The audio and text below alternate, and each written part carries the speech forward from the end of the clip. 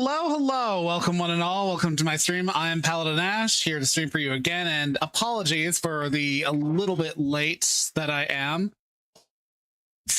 I said as such on Twitter that I'd be a little bit late.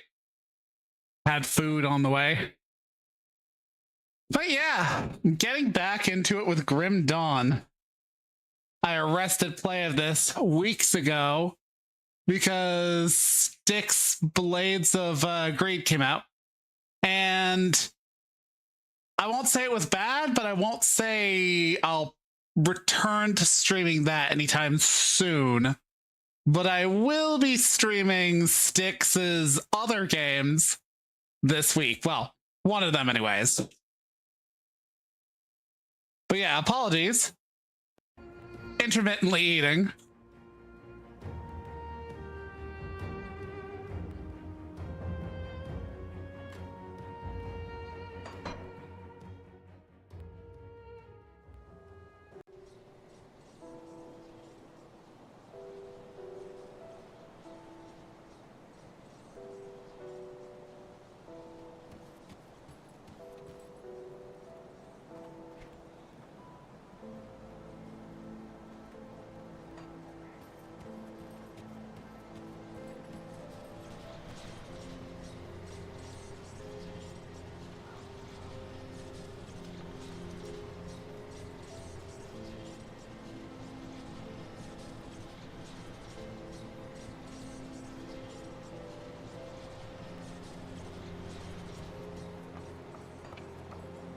Huh. Wait, you've got a quest. There you are. Yes, at once. Do not tarry. There are experiments to be run, and Darlet and I require explosive materials immediately.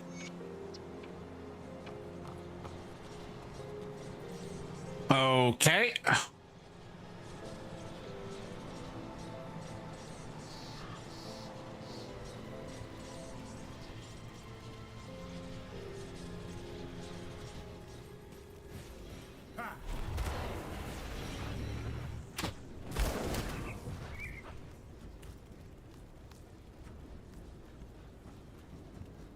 Yeah.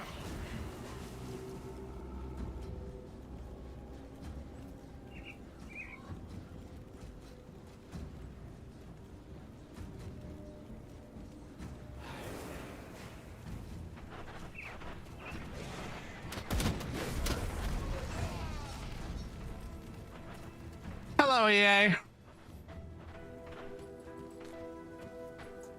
I'm not picking up those.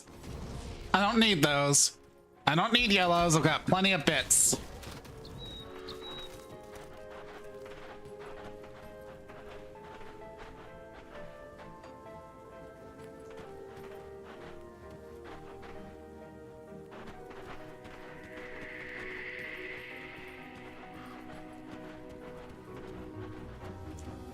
But I do need dynamite.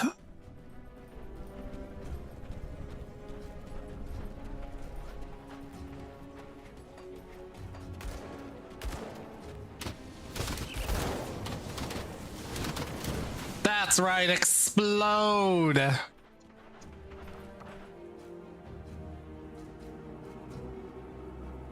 Right, the loot filter. How did that? There it is. Quality. No. No. There we go.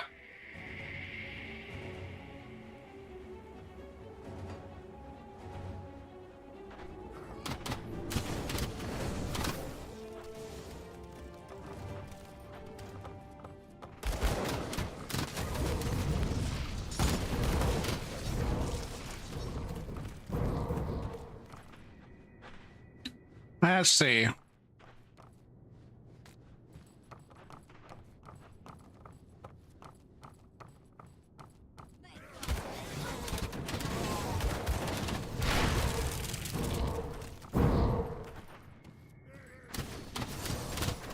There's the dynamite I need.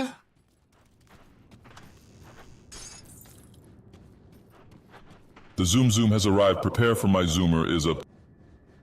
So what you're saying is you're going to be saying 6-7 a lot.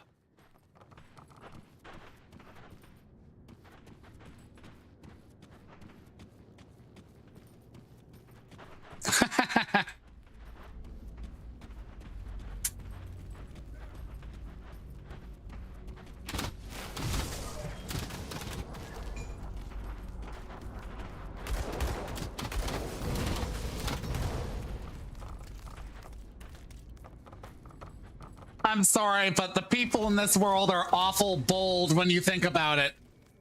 Like, okay, it's one thing if you see a dude who's just a whirl of daggers. It's another thing entirely if you see a dude who's just like walking along with a demonic undead army, just like walking obediently behind him. And he's just approaching you, not saying anything, just approaching. And you open fire on them like, are you motherfucking stupid?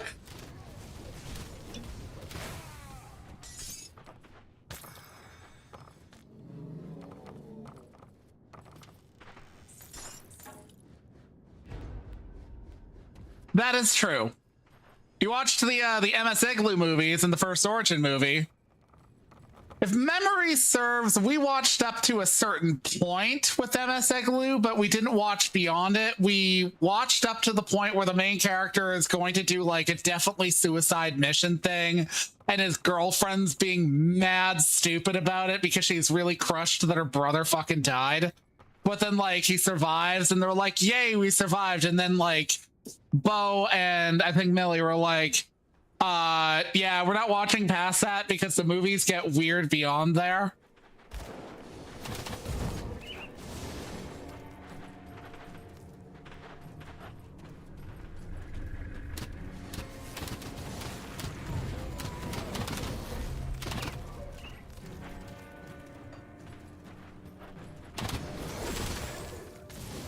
Yep, the weapon development team. They're basically like the what's their term? Wonderwaff, development team for Xeon. They're trying to create like the magic bullet that changes the course of the war. But basically like everything they make has like glaring issues, but they still basically have capabilities. Like the first one, if memory serves, was about how like mobile suits had basically outmoded the value of like a standard like naval vessel. And then there was one about a tank that was really actually quite good. One about, I think it was like a vest, was it a submarine or something meant to do like really fast orbital crashes?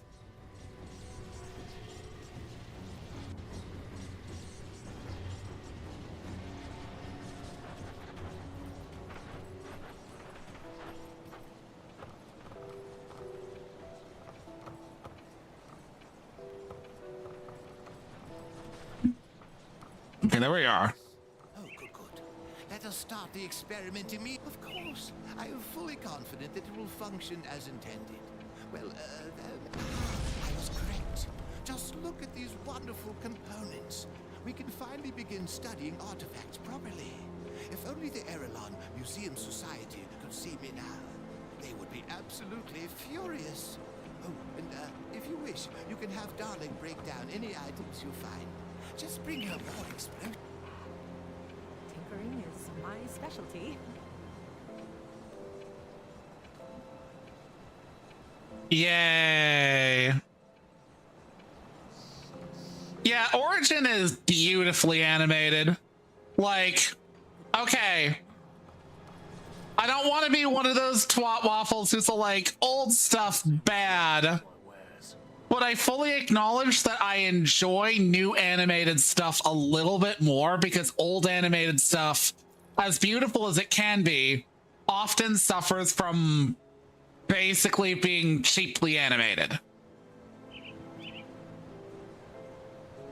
Yeah, that's another thing. Ramble and Dozel are like the highlights of Origin. Because Ramble, because he fucking loves his wife so much, and Dozel, because he's just such a cinnamon roll amongst the zombie family.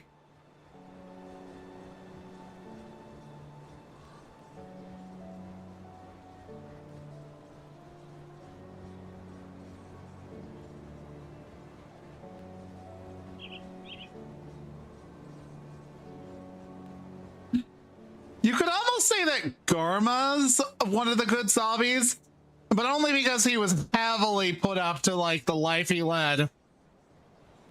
I want to say in G-Cux, he's alive purely because he fucked off from politics. He was like, ain't for me. Wouldn't be me. No, thank you. Whereas like in Origin, you see how like he wound up in that. It was like largely because he was being gassed up by fucking Char the entire time. Yes, there is indeed another zombie. So there's okay, so there's Dozel's daughter, Minerva zombie. She's you see her born. She's in fucking Unicorn, but she's also in Zeta and Double Zeta when she's much younger. She was basically a subject of like being used as a puppet for many years. So she has a good arc. But there's Dozel, there's Cassilia, there's Girin, there's what's his name, and then there's the one zombie who was like the other sibling amongst the zombies, but he doesn't have much of a role because he pisses off the one person he shouldn't have in his family. It doesn't end well for him. But yeah, Minerva is Dozel's daughter.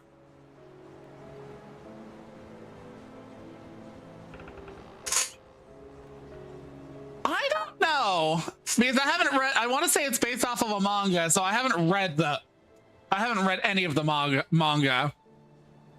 But it wouldn't surprise me if it's him basically like, here's how I got here.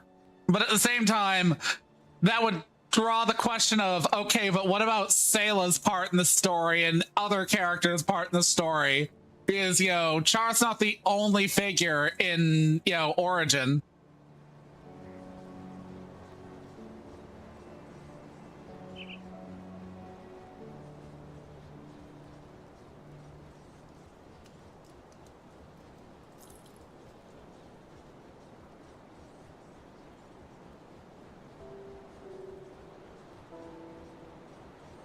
Sorry, intermittently eaten, so I'm trying not to have like mouthy noises on mic. No, that's not good. That is not awful, but not for me presently. Nope.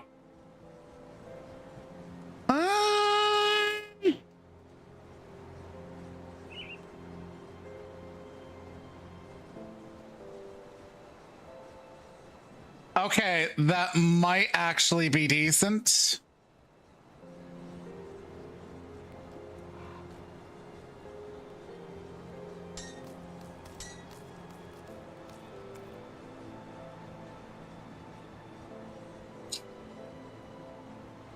Yeah, that's actually the better answer. But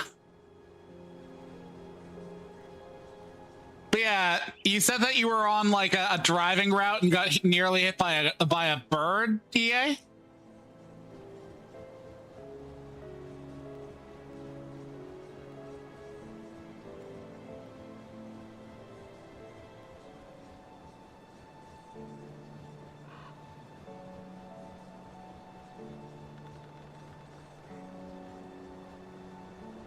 Yeah, that sounds loads of fun. So what's the oh right, Easter holidays.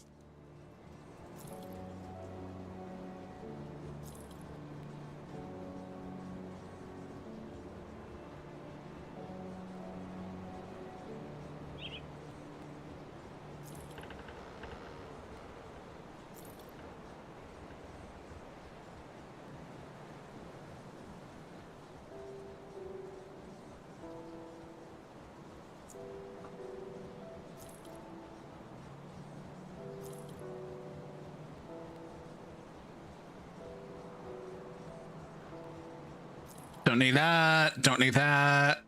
No. Hell no.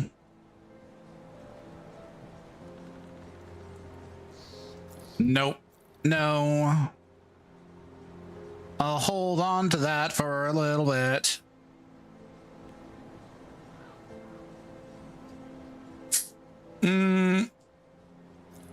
Nope. Oh, right. Now I remember I did a dungeon last time I played this game. Good Friday and Easter Monday. Yeah, we do those. Those are pretty international, at least as far as the West goes. Though I want to say here in Canada, or at least British Columbia, only one of those is considered a stat holiday, which is to say only one of those is counted as a holiday for all workplaces, and I want to say the other one's counted as a holiday for any government job. Current employees get more holidays, basically.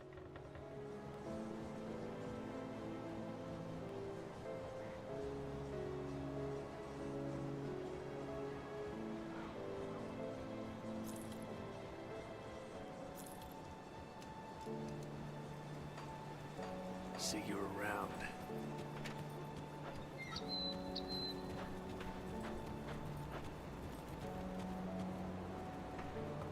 Got something you need stashed?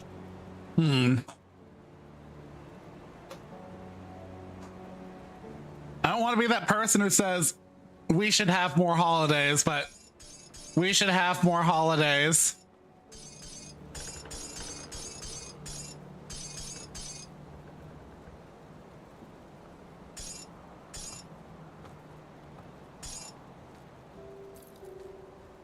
I'll keep an eye on this. Ah. Hopefully they like restock them. I want to say the origin kits are pretty popular. See what's left of my wares. Do I even have Ill Omen?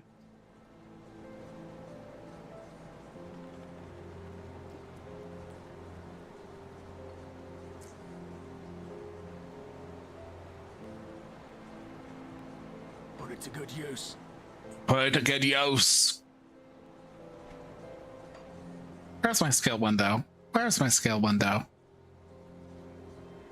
See, Bavaria has the most out of any state in Germany. You found a Zaku too? Nice.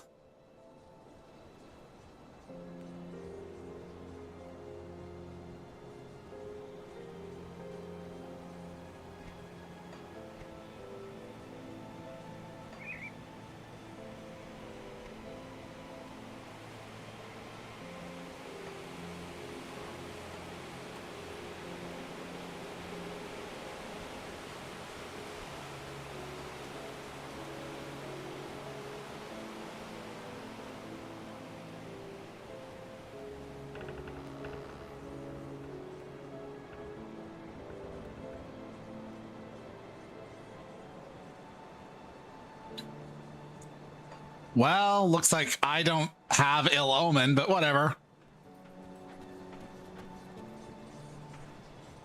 Too late to rescue. Follow the prospector. Oof.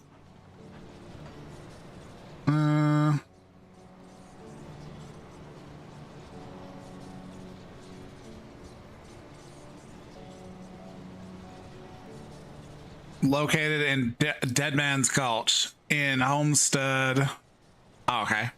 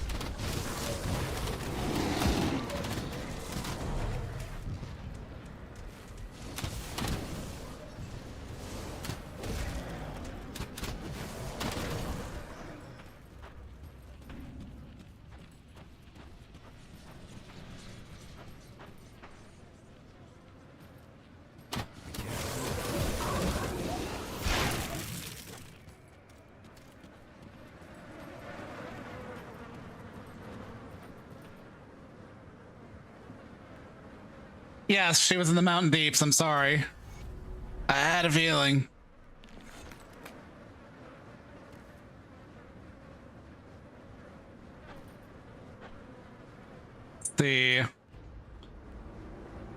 like many that set out with us, I was a soldier before being retired to farmlands granted by the Empire. We knew how to fight, and we fared better against the zombies. This until corrupted trolls appeared and drove us into the mountains, killing dozens of my brethren.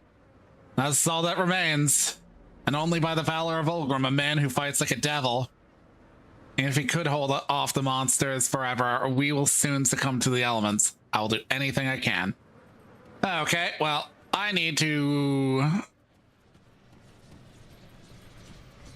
travel to Homestead.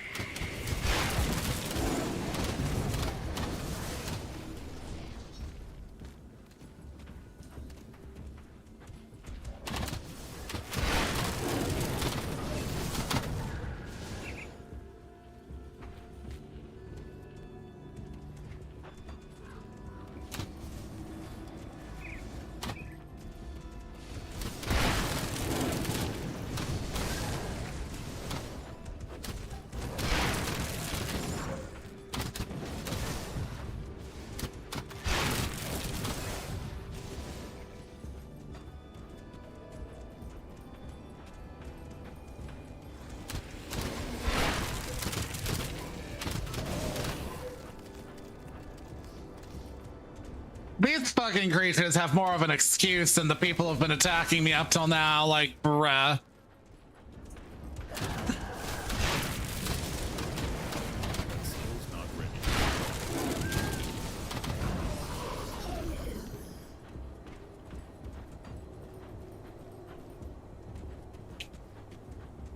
Mm-hmm.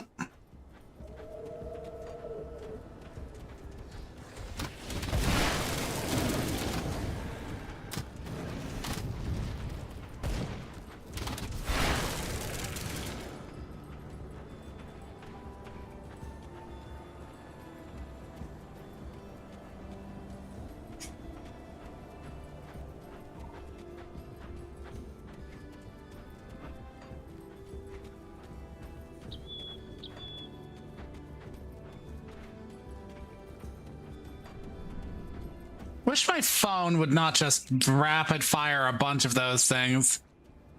It'll sometimes just be like notification, notification, notification, notification, some of which are backdated by an hour.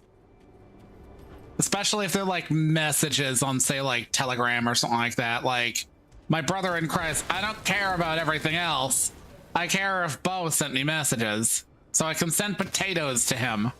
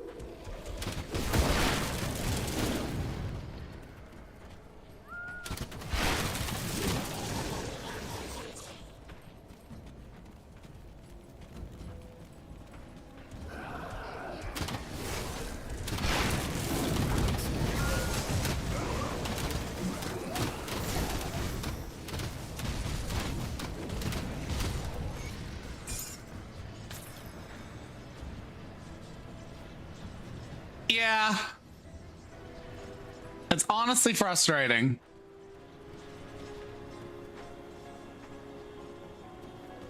Not interacting with your bitch ass. Yeah, let's get back to Dead End Gulch. Glut.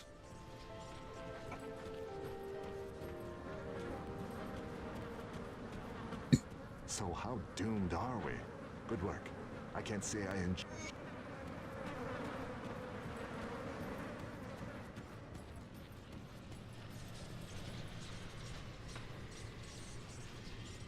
I'm reminded of Baldur's Gate 3, where like you go through all that trouble to help the fucking refugees, and then maybe like 10 of them make it to Baldur's Gate, whereas like most of them get foddered at the very beginning of like Act 2 off screen.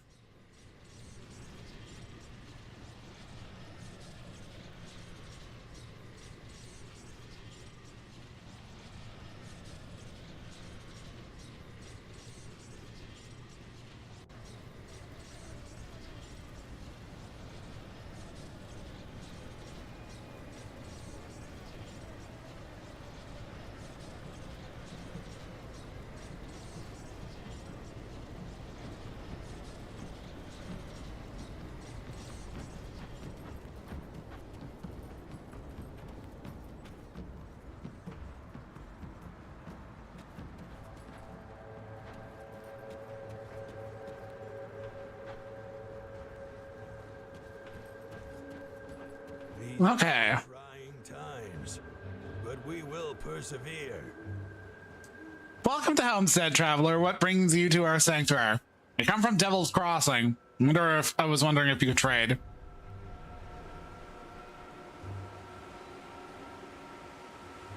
I understand your predicament. I truly do, but I'm afraid we are not in a position to help right now.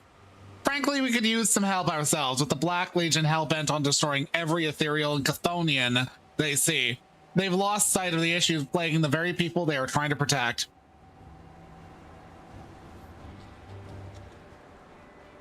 Captain Somer is only concerned with the ethereals and the cult of Chthon. What she fails to understand is that we need to restore more fields to working condition if we are to provide food for ourselves and all her troops. With the world in disarray, the Dermapterans have spread like locusts, invading our farms and devouring our livestock. We have come to the Black Legion for aid many times, but the captain is deaf to our requests. So what is the problem? After the Grim Dawn, many of our neighbors were forced to abandon their homes and flee.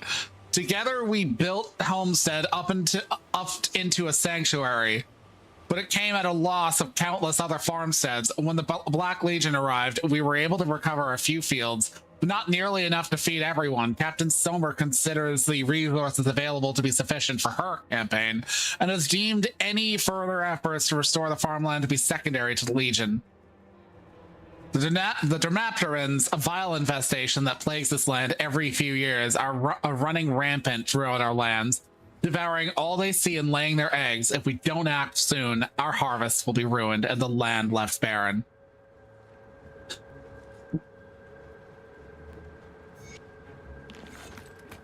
The Dermapterans kind of remind me of the fucking blood flies in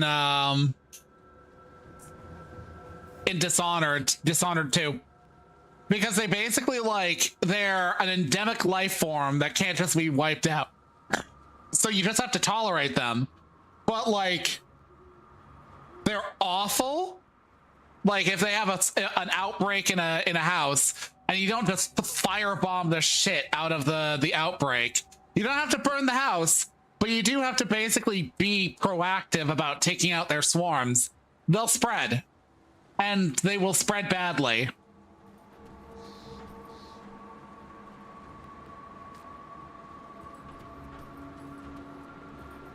I wasn't sure you'd make it, but you pulled through. Those people owe you their lives. I wish that was the end of our troubles, but there is a mounting threat on the horizon that threatens to wipe us all out.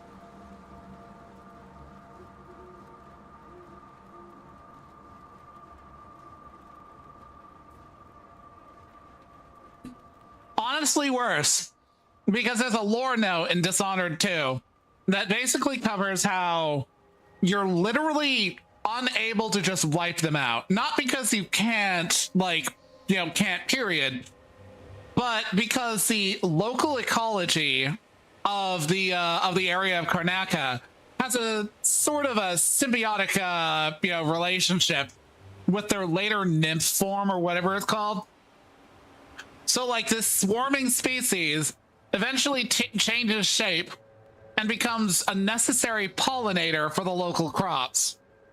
Whereas with the orcs, they're an infestation that reinfests over and over because it takes very little for an orc to, you know, spring from nothing.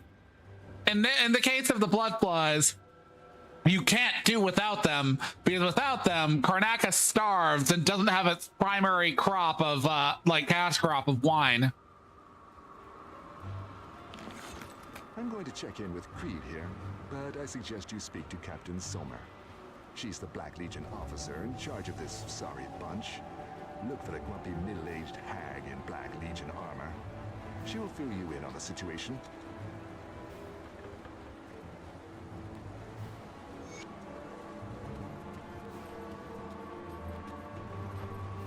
I'll skip the pleasantries. Olgrim tells me you're one tough slip, and right now that's what I need most. Will you fight for the Black Legion? The Legion is split on two fronts. To the north, we have the Cult of Cthulhu. Nasty bastards keen on turning all of us into a puddle of blood for their rituals. I have my best men out there right now scouting ahead. The cultists are amassing in great numbers, and I'd like to know why. There is a more pressing issue, however, and this is where you come in. Olgrim says that you are experienced with fighting the Ethereals. That's good. You'll need all your skills for this one. Far to the west, beyond the infested farms and the rotting croplands, there is an area teeming with Ethereals that we have started calling the Gruesome Harvest. It is a fitting title as the Ethereals have been gathering corpses, animal and human alike, in order to conduct their sick resurrection techniques upon them. The barn there has been giving off a blinding aether light non-stop for the last few days and nights. That is, until today. Whatever they are working on, it must be nearly finished. And knowing the Ethereals, it's something monstrous. We can't risk the Ethereals discovering that we know about their creation. I need someone to sneak in there and destroy this abomination before it even has a chance to wreak havoc upon my people. We'll only get one shot at this, so I want someone who has experience dealing with ethereal horrors to handle this mission. Will you be my champion?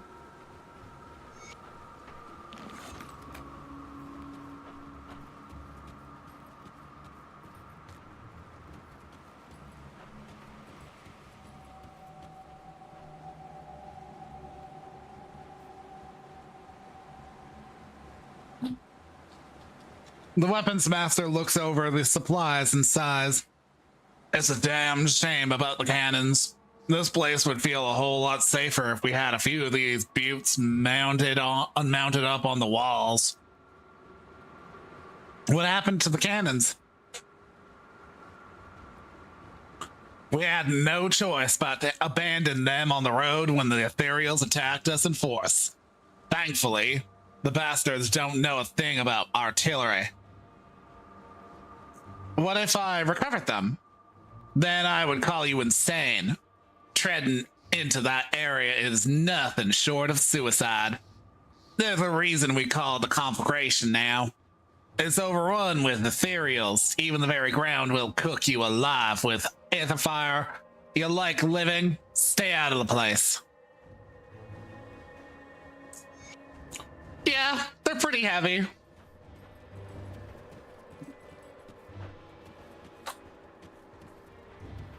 I thought I just got that book. Go up there.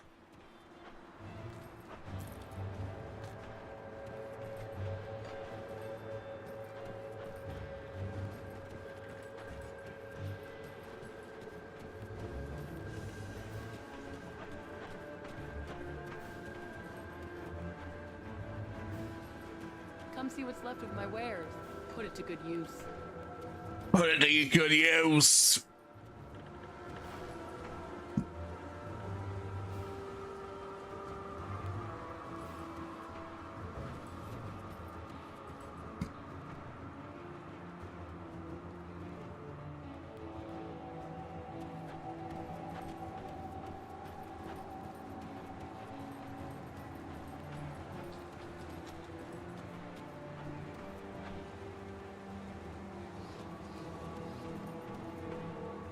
Do I have points to invest? Oh, right, I do got points to invest. Ba, ba, ba, ba, ba, ba, ba, ba, ba, ba. Ba, ba, ba. Ba, ba, ba, ba.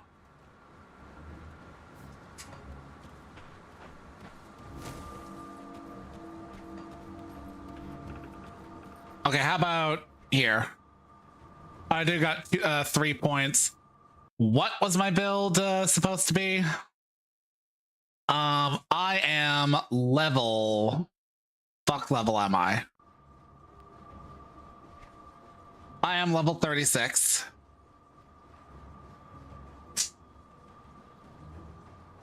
It's 15 points into the occultist bar and finally take your hellhounds. Believe I'm at 15 points.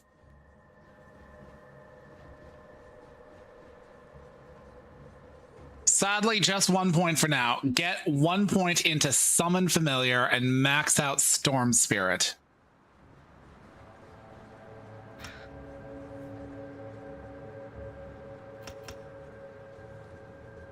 Okay.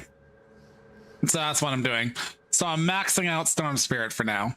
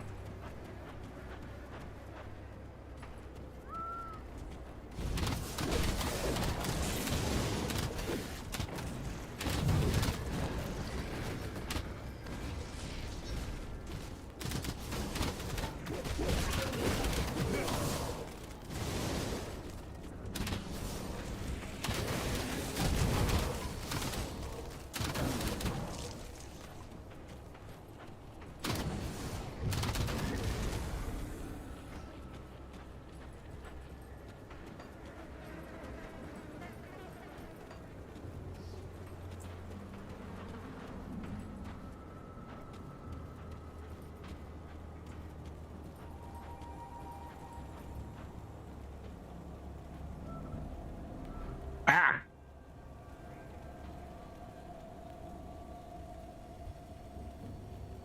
Sticky. Fuck.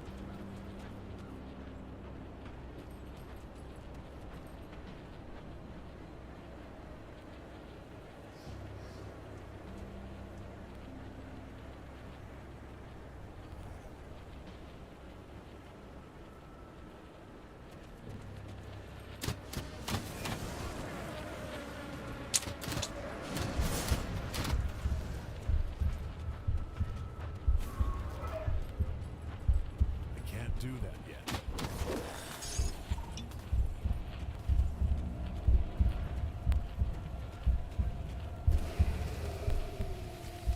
Yeah, that was inevitable.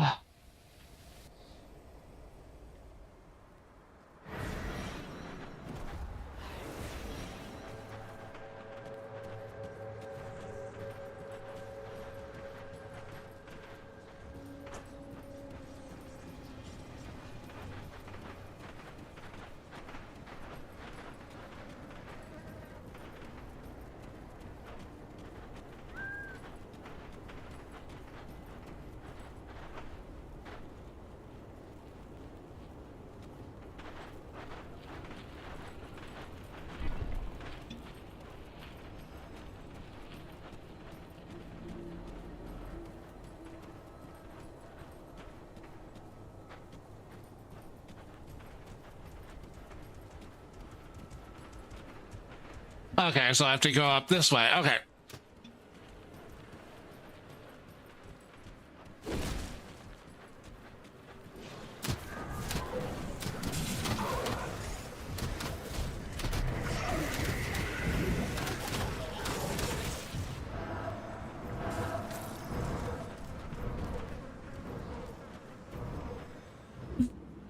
I shouldn't have given my dynamite to that bitch.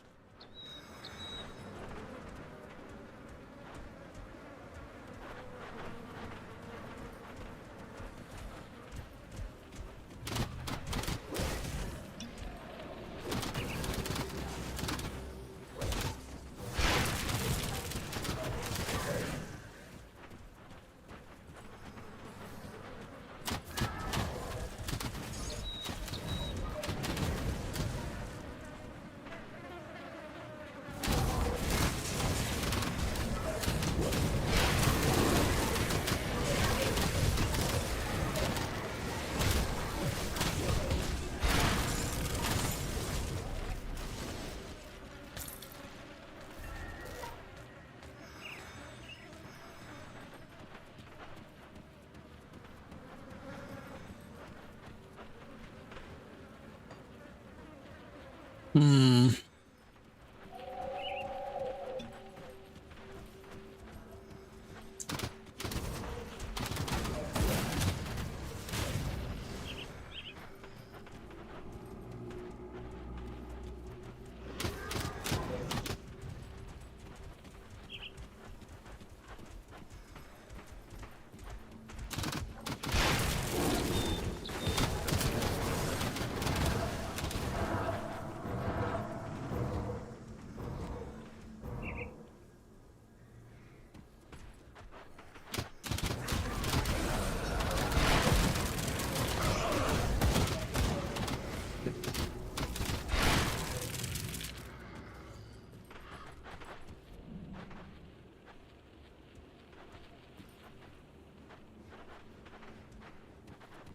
Let's see.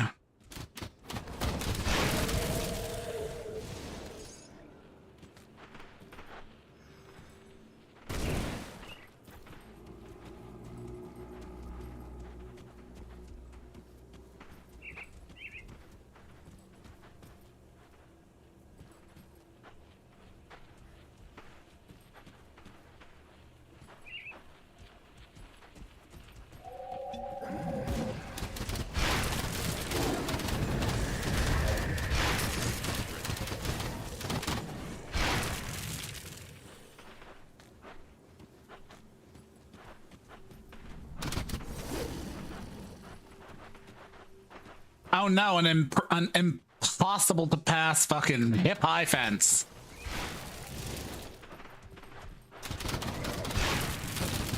What is this, Final Fantasy? Silent Hill?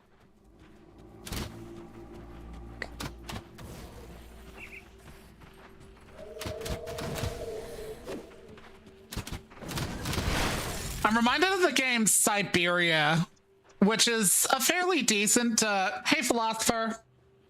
It's a fairly decent fucking like puzzle game, if a bit weird. But like one of my problems with that game is how fucking like, I get it. She's fucking like the main character is like a lawyer, businesswoman or what have you. And she's not really used to roughing it. And she's in like rural like Bavaria or something like that. It's some like I say Bavaria, I don't know where they're at. They're in like some area of like where like the middle of Europe exists, you know, like the very like edge of Germany, I guess. And they're in a small town. And like she's trying to get a contract for like a robot company, like a robot toy company. They make automata, as they're called. And at one point she needs like a handle for a winch.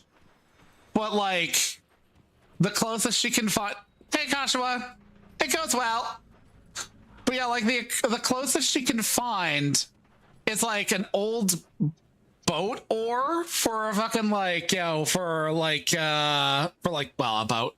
And it's wood, and it's been sitting in the water for a while, so it's slimy. She gets the local autistic boy to pick it out of the water for her. She won't approach the water, and it's like, yuck, it's slimy. And she gets the local autistic boy to do it for her. It's like, girl, what the hell? Even I'm not that bougie.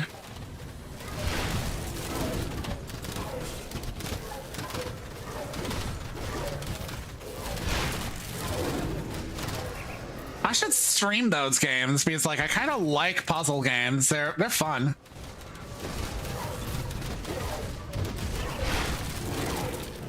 Die. Oh, shit.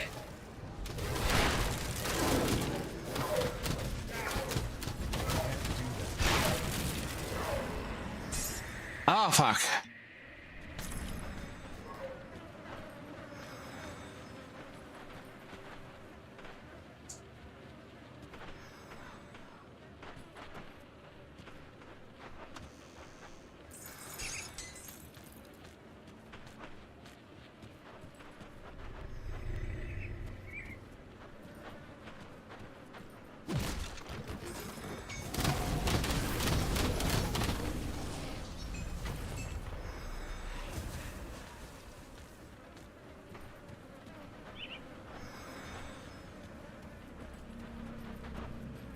Probably even more loot rain than I'm seeing because I filtered out the yellow stuff that I never wear.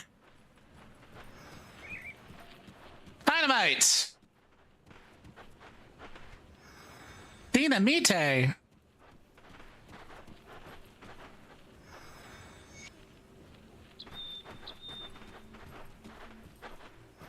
Yeah. Though I haven't seen white loot in fucking ages.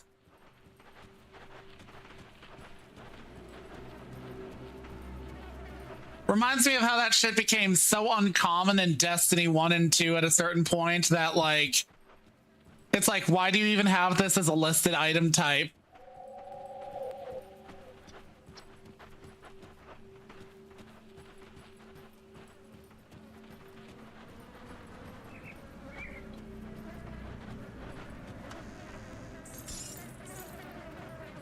What's my, okay, my inventory isn't super duper full yet.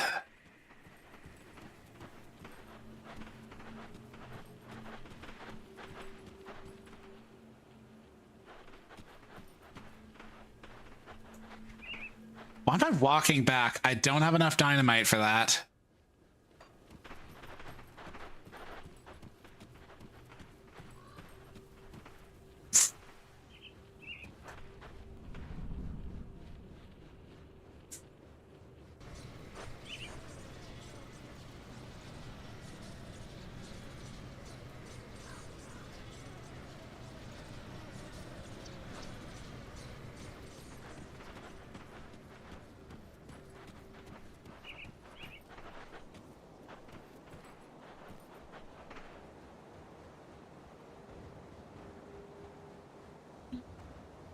Who are you? Seems our roads cross again. Glad to see you've survived the wilderness. I appreciate you letting me tell my side of the story back in Arkovian foothills. Most people wouldn't bother getting all the details straight.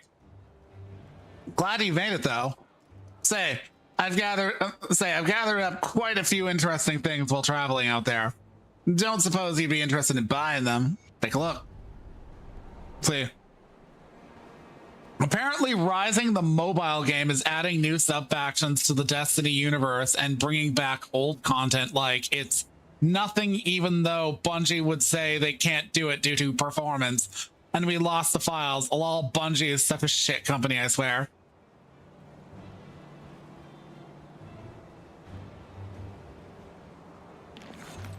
Yeah, Bungie fucking shot themselves in the foot when they were like, when they got that like lawsuit brought to them.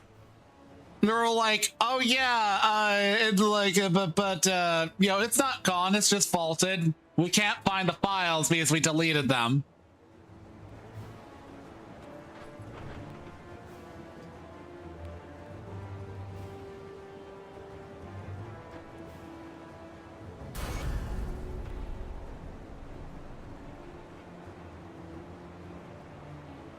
I'll be damned. You got more guts than brains, but you won't find me complaining when those cannons are back in our hands. I'll have some men sent out there to haul them back immediately. You've done the Legion a huge service. Thank you. You're welcome.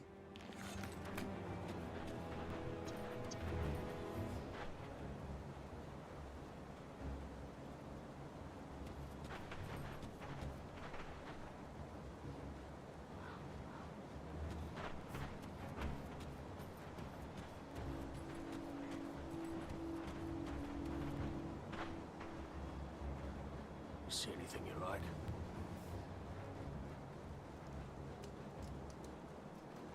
Time to filter through these things and find shit that I don't want.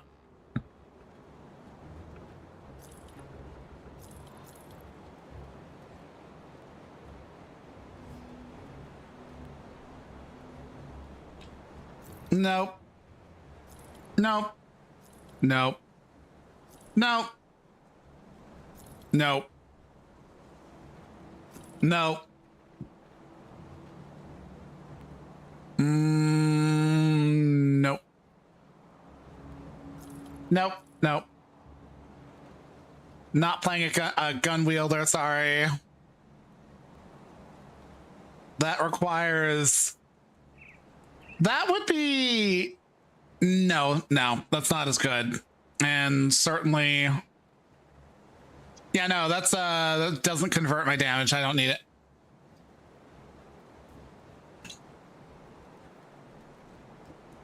What do you do? Nothing good. Nothing good. I always feel bad because, like, I don't play this game really, like, often enough to justify holding on to, like, swag gear like this. Plus, I'm gonna be honest, this sort of shit always gets replaced so quickly that I can't be arsed to care. So, like, I focus on the character I'm playing.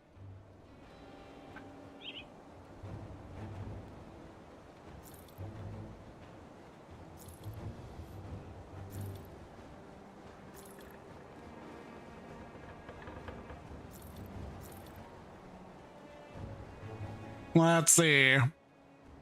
Delete you. Delete you. Shuffle there. Well spent.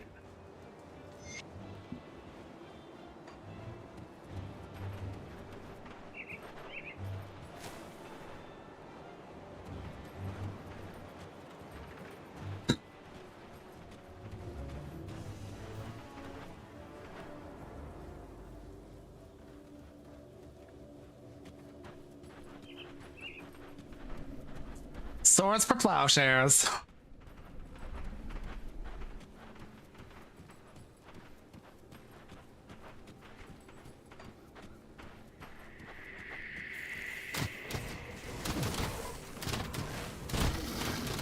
Lamau, Lamau, Lamau, Lamau, Lamau, you can't get me, bitches.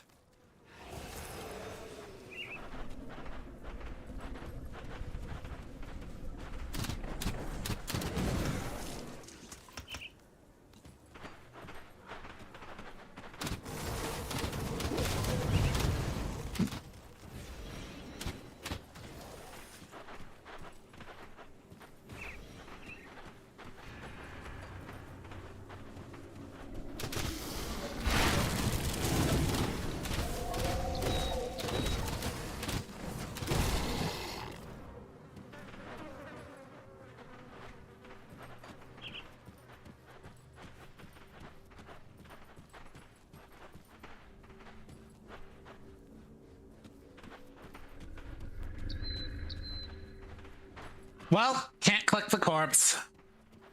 Not like in Diablo 3, where you can basically rifle through the pockets of any dead body that you find.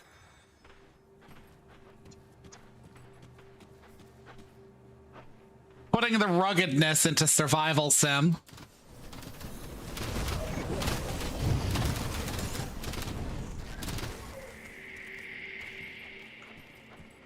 You know, for all the gripes that were made about it, Diablo 3 was a fucking enjoyable Diablo game. Like, I enjoyed the shit out of playing that campaign.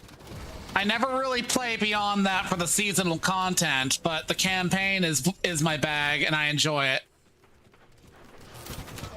Also, me and Bo have this long-standing fucking joke about it. Because there's the demon lord Belial, the Lord of Lies. And it's like his fucking like toady, is like basically obsessively following everything he does.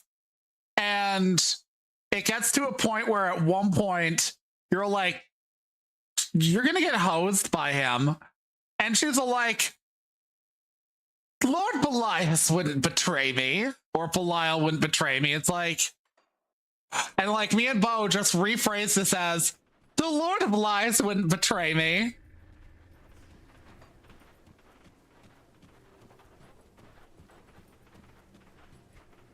Like my sister in Christ, have a bit of self-awareness. That's like bitches who are like, oh yes, I cheated with him, but he wouldn't betray me. He wouldn't cheat on me. I'm different. No, bitch, you ain't. Your pussy ain't that fucking tasty. Your tits ain't that interesting. Your fucking swag ain't that fly. He will fucking cheat on you. And this is true with the genders flipped.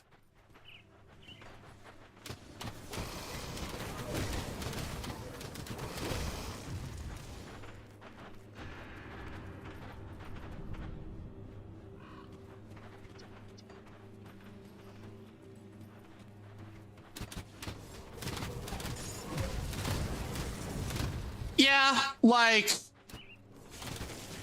at least in the case of Adria, she was basically like, I'm getting mine. That's all I care about. It didn't work out for her, but I mean, when you feel like you've got ultimate cosmic power, like, at least you can be justified in being a wee bit arrogant. But fucking like, the lady in Act 2 was so fucking delusional. I didn't think she would be fucking bait, but she fucking was.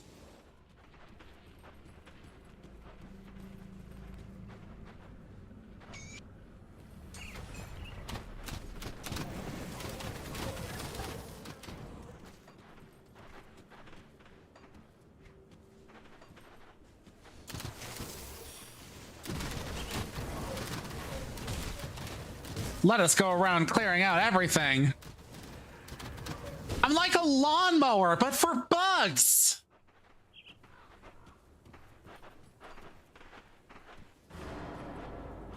Sorry, entomologists. Your field of study is gross and I'm not interested.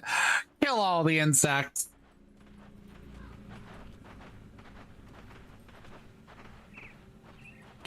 I mean, yeah, but like specifically for bugs. I'm doing nothing about the grass. Which is some like next level useless, but specific usefulness.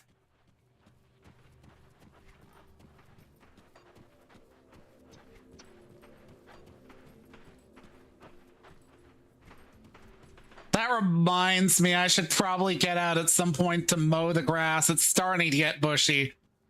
We're still in the early days of spring, and while it's starting to get bushy, it's not quite what we'd call the growing season. It's still kind of damp and rainy and cloudy and still not as sunny.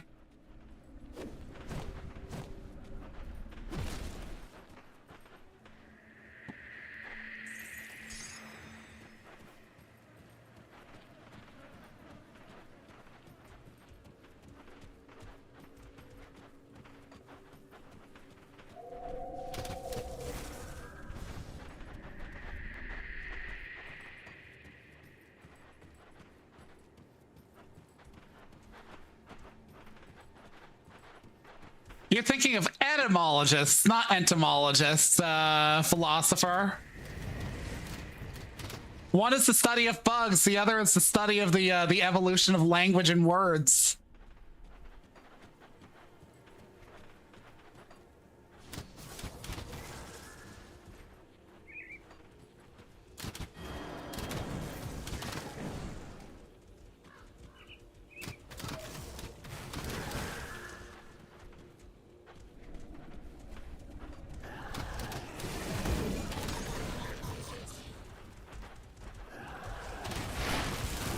So I'm reminded of how, like, so there's like some people in the world who think that like the more you know, the more like, you know, miserable you are, which I think is not totally fair.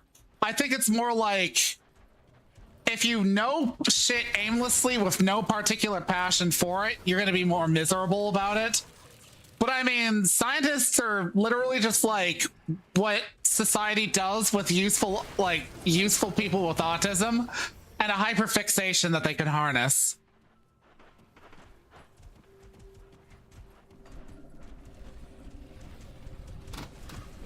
That reminds me. So my mom tells a few stories a bit often. She's like my dad like that. Kind of just forgets which stories that she's told me a million times.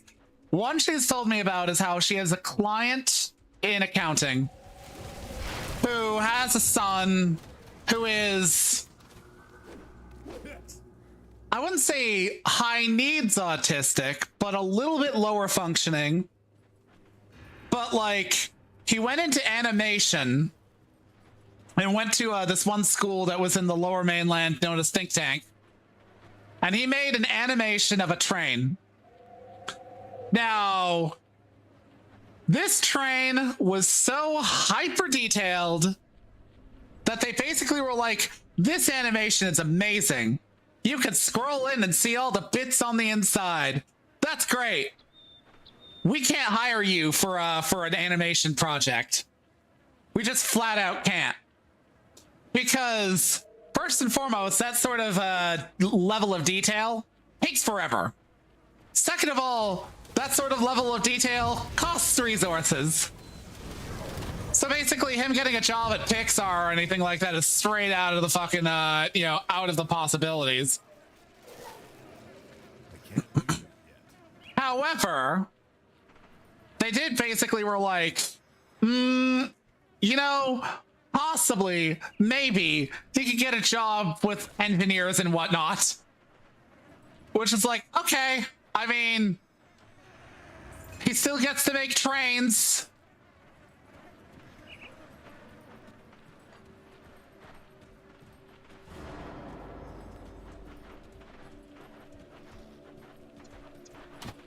I always find it funny how trains are just so ubiquitously autistic. Like,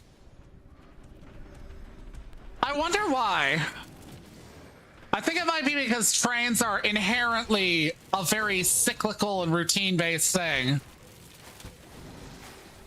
Like, a train will just inevitably go to one point and go back, or go in cycles.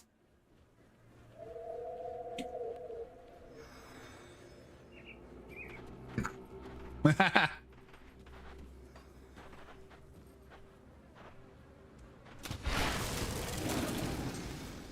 are some people who could. Like, personally, I'm astonished when I'm sitting in chat with Bo and somebody else, and could be anybody, usually an American, and I'm basically subjected to the tism, where they're all like, oh yeah, a carte blanche Manong Flonga. Yo, that's a really good gun.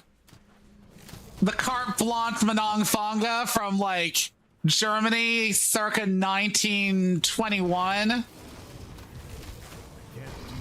Don't correct me on this, EA. I know there's no fucking gun from Germany called the carte blanche Manong Flonga. My point stands.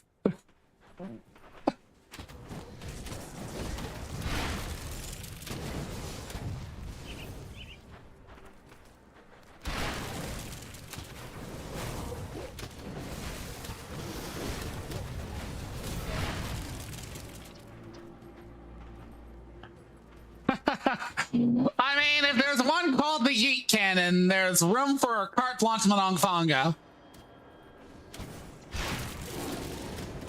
And for a bit of gibberish I came up with on the fucking fly, I'm having no problem saying carte blanche Manong Flonga several times.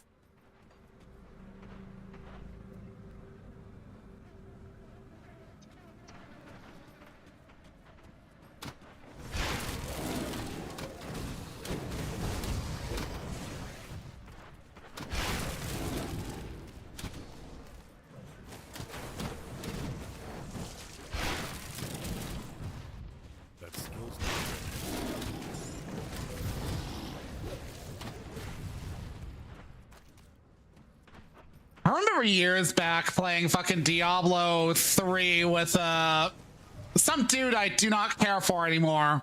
But we had this this funny interaction about. When I say don't care for, before anybody asks, like, it's one of the people in my short list of hates. But like, it was still a funny interaction, so I digress. I was playing the Witch Doctor for a short period of time. And Witch Doctors are funny because they're both a pet build and kind of like an insect summoner. And one of the things they can do is throw jars that burst and generate a spider. And somebody was like, are you summoning spiders from jars? And I'm like, yeah, shaking the jar makes the spiders angry.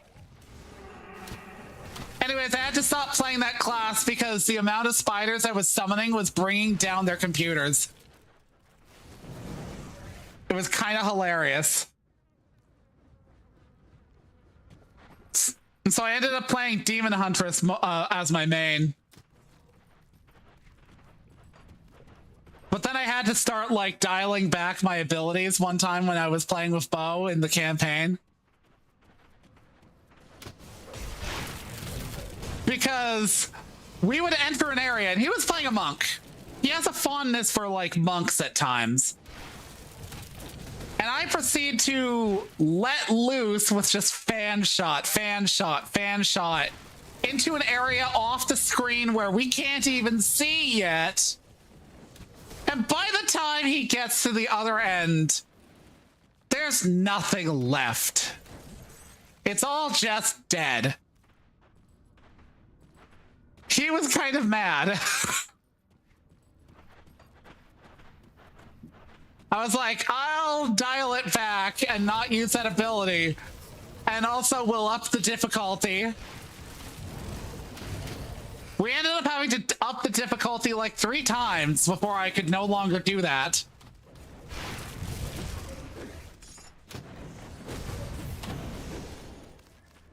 It was honestly pretty damn funny.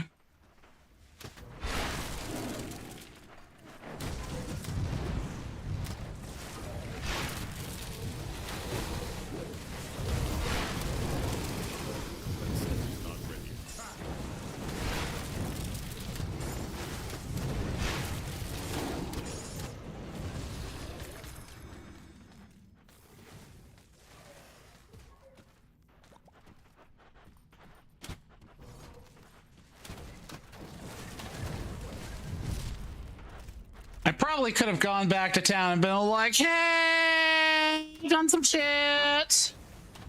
But like, I like how this game's one of those games where if you've done that shit preemptively, they're all like, go do thing. But I already did thing. Holy shit.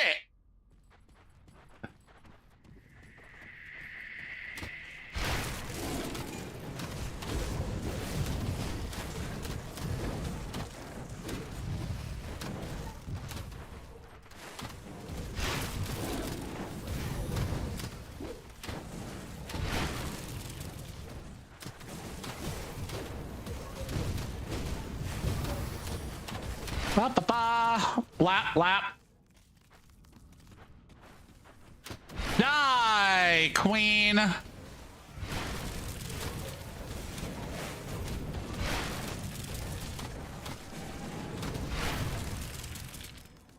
Lamau.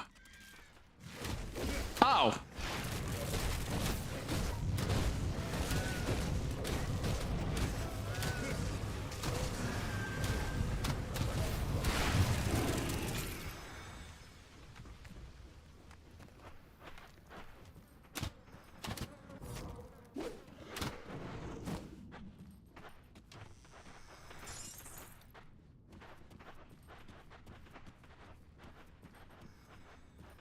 Okay, I should probably restock on those, restock on that.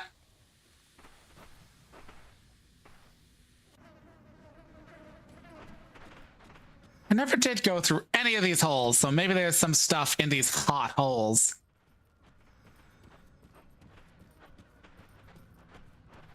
So So Chanka, if you're still there, I've actually made the gap, bridged the gap into making bots. They're all horny. Every last one of them.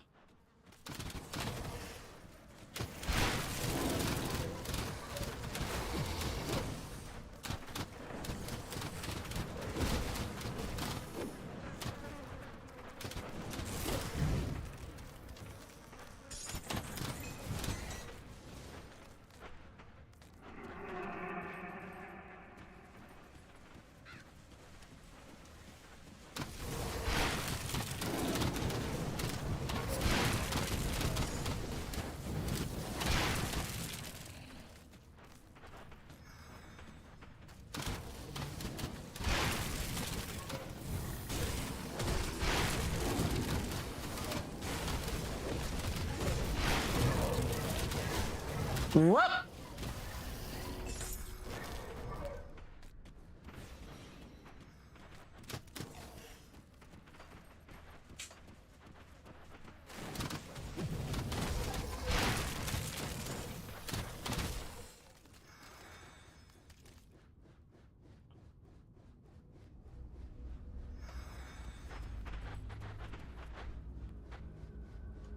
I picked up some stuff along the way. Cliff of the Winter Fox. But yeah, I made bots on Crush on AI of Simba is a stepbrother, well, foster brother. And fucking Mufasa as a sugar daddy. And Scar as a massively slutty villain.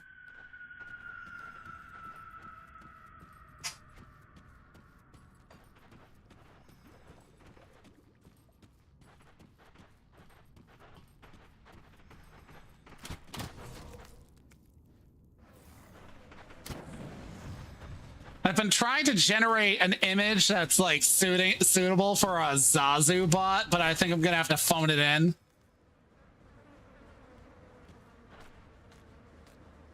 Look, I'm not implying that certain people's first crushes were Simba, Nala, or Mufasa, or even Sarabi, or fucking Scar from The Lion King.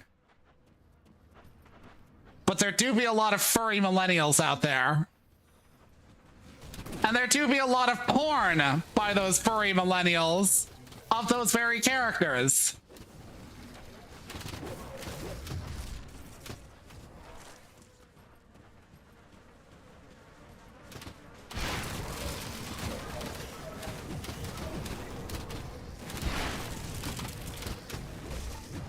Which, funnily enough, the most popular of my bots thus far has been a version of basically Simba, but as a cunt boy.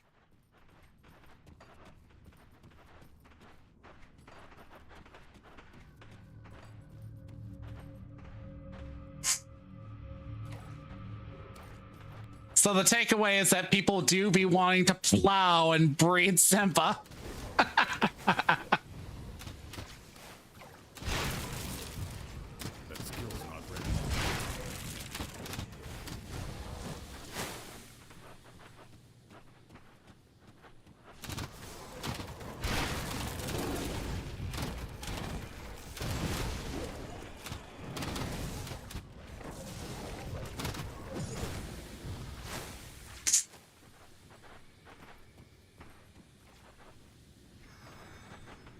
I hate bugs. I hate bugs. I hate how they do that.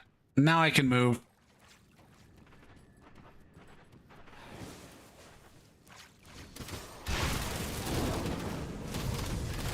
Whoa.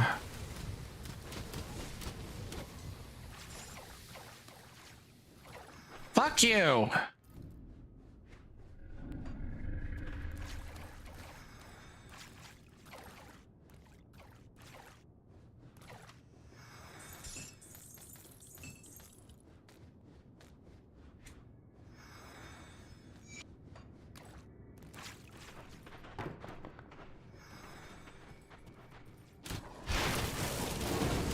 Ah!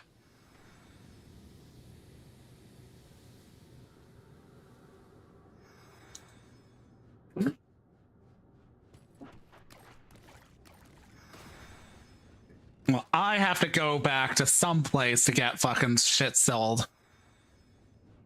His will be Devil's Crossing. I'll give you a good price on what I've got left. I'll give you a good price on what I've got left. Oh, fuck yes. +3 to raise skeleton. Boom. Fuck off. Sorry, baby.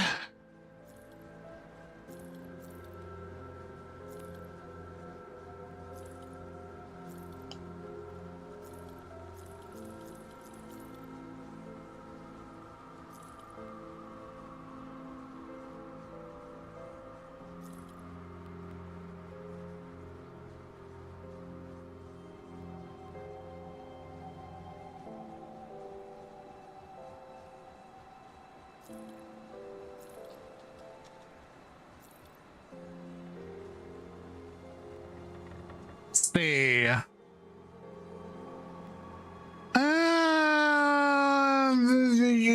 It's actually not a bad replacement.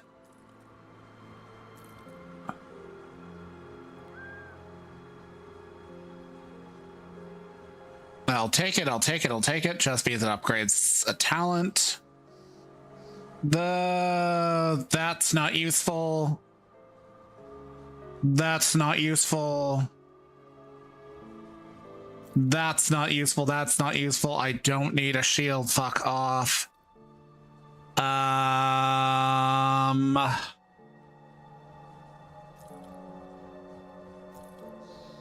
Wait, what did I just sell?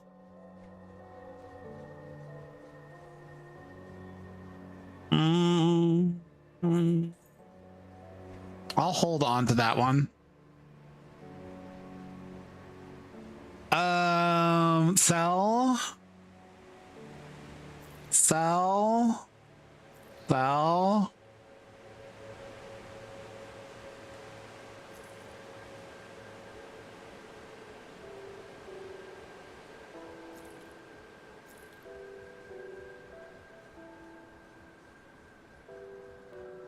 Let's see. No. 40% increase overall. Summon Briarthorn. No, it's no. Rejected.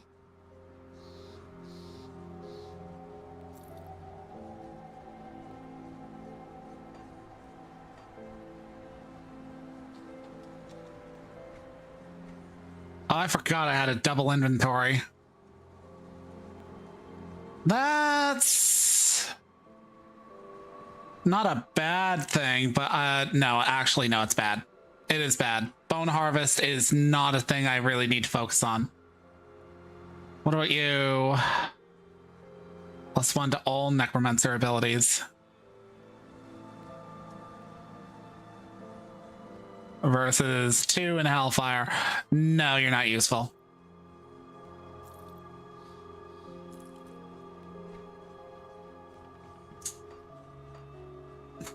See you around. Yeah, Pepe Le Pew.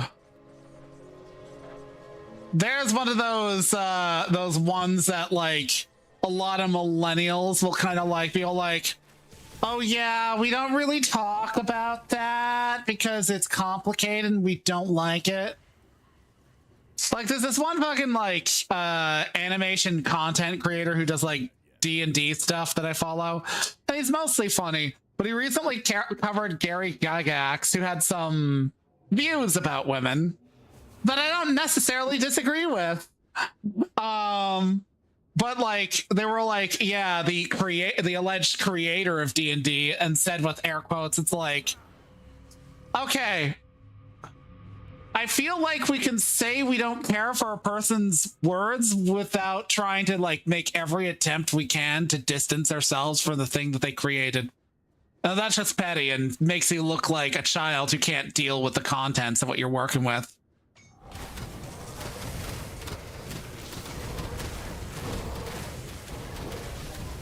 Because, make no mistake, he did create D&D. Did he do it alone? No. He had people who he was working with. but he was basically one of the bigger proponents of it. So, yeah, he created D&D. Get the fuck over it. Or stop playing. There are other games. Why are my skeletons already all dead? This is so fucking useless.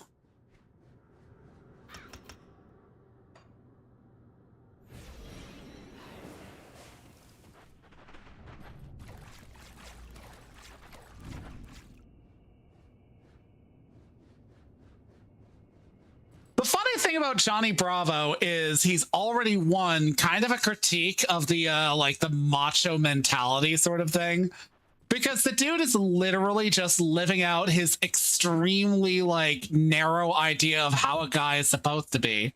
So it's already like kind of paused by like a 90s term without really being paused. But at the same time, the dude does get bitches. Like, he gets bitches, but it's usually when he's like dropping the act. You know, it's like established that he does have pull. So it's like, okay, I'm sorry. You want to cancel it, but like, what are you on about? The entire joke is that he basically gets shit for how he acts. Fucking millennials and Zoomers sometimes don't understand the content they're trying to bitch about. And it's so pathetic. Like, they'll say so much shit about being fucking, like, media literate. I mean, come on. Take a look at what you're criticizing.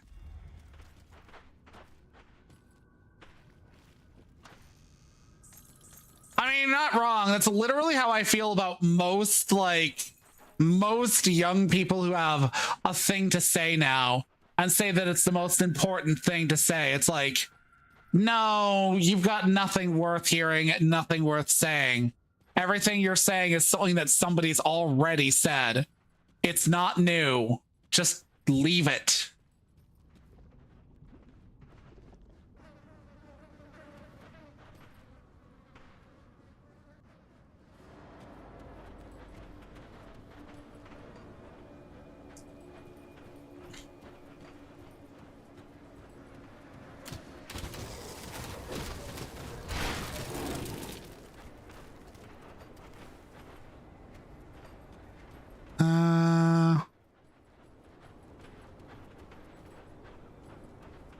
Okay, we're getting into the ethereals now. We're getting into the ethereals.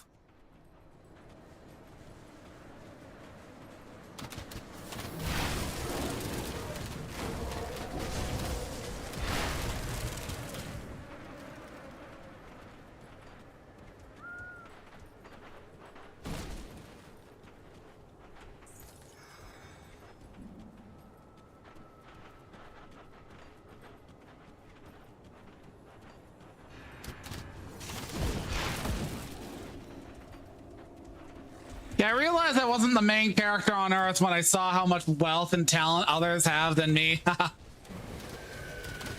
Oh, like that's never stopped certain people out there. Like, take a look at some of those things like fucking, what was it? I am not Harley Quinn. Literally a fat chick self-inserting herself as, or not Harley Quinn. I am not Starfire. A fat chick self-inserting herself as Starfire's alleged daughter and like having a whole story about how she's establishing her identity away from her mother when her identity is literally all just her mother. That's a do-nothing dumbass basically creating a main character identity out of being a do-nothing dumbass.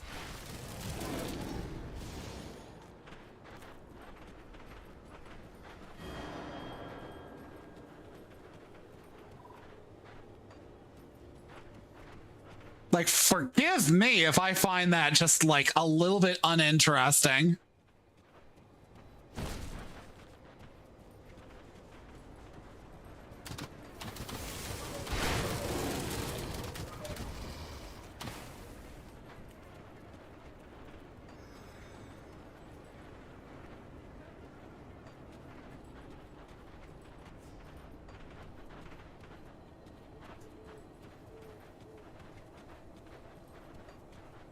Yeah, like plenty of people are just going to make a personality out of, I'm struggling against the system.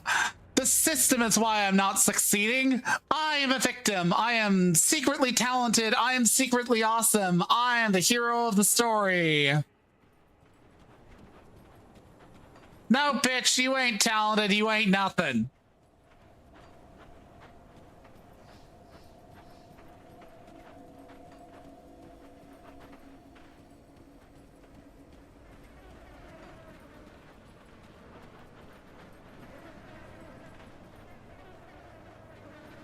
All right. I've been through here.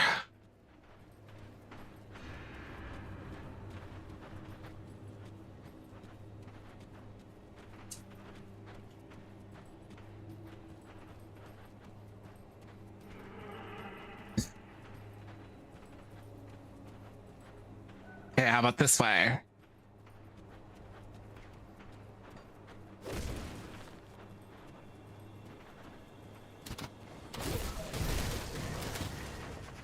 Necromancers are kind of viewed with a degree of like, okay, it's very complicated because they're not always viewed poorly, but it comes and goes. Like there's an entire kingdom known as Arkovia, well, Fallen Kingdom. They were around like as an empire for like generations, but then like they essentially suffered the slow slide into corruption. And I want to say their leadership left ahead of what happened to them. But their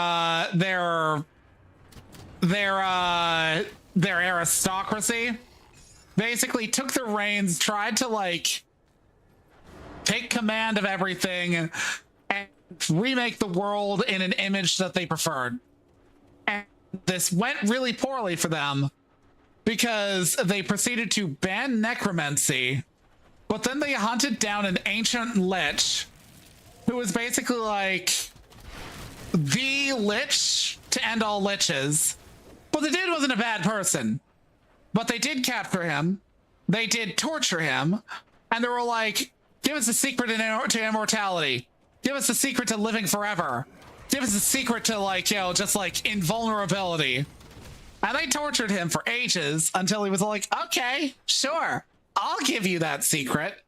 I'll give you that secret so hard. So he gave them the secret to immortality, or a secret at least. And it wasn't what they wanted. It made it so that all of their children were born malformed harpy creatures, and that they themselves were essentially the living dead. They could not die, but their bodies would slowly but surely decay over time. It's to the point that when you go to old Arkovia, it's full of undead who are all basically, you know, like raving mad because they no longer remember who they were before. So the answer is, it varies, but don't fuck with them. They're not necessarily evil, but sincerely don't fuck with them. Plus, this world is not a pleasant place to live in. Like, when I say not a pleasant place to live in right now, I'm dealing with a alien spirit infestation, and amidst that all, there are other issues. There are active gods in this world. One of which is like the god of consumption and blood or whatever, and basically blood cults and cannibals worship him. Who's a Lara? The old tomb.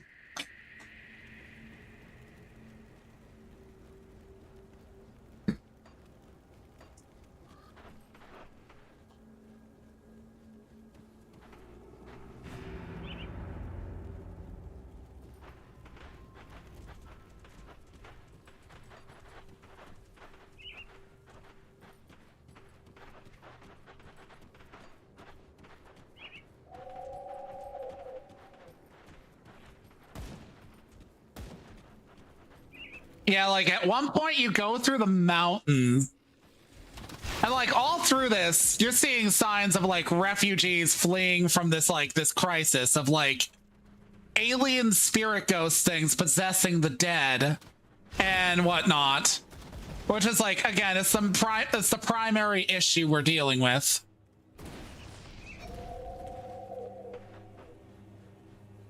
And you're seeing, of course, people retreating from that, hiding from that. This is a child inside of a tomb. This is fucking weird. How did he get trapped here?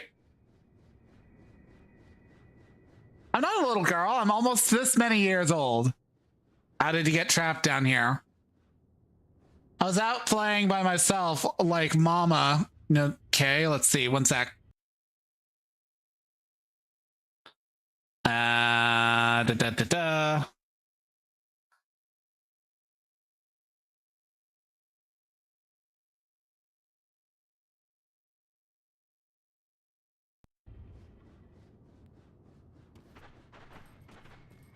Yeah, that's a little bit too sus.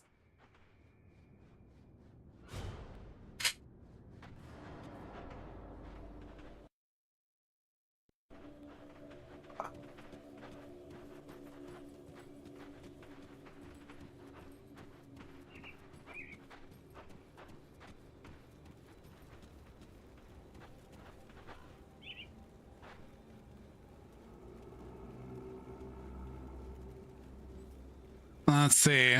You.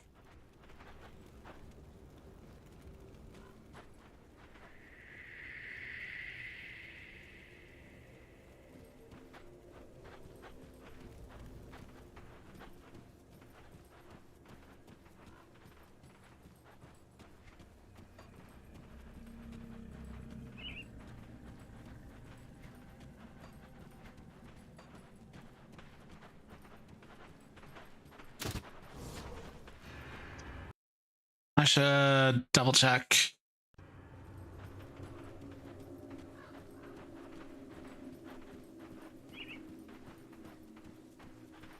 Okay, well then I should question her more.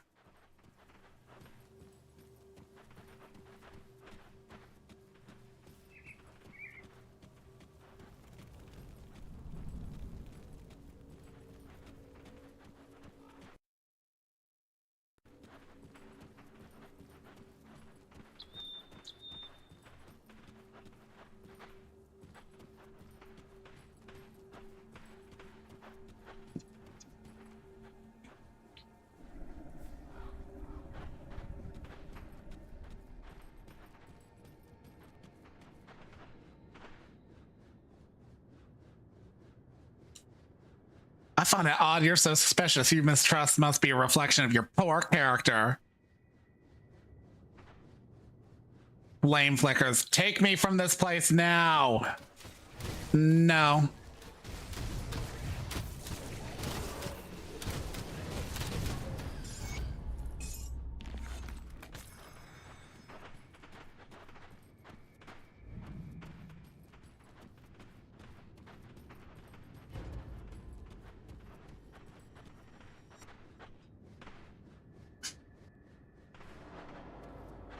Yeah, I feel like necromancy is one of those things that's kind of like, it's outre, but its variations of acceptance are purely because the world is full of awful things to begin with. Like, there genuinely are people who don't like necromancers.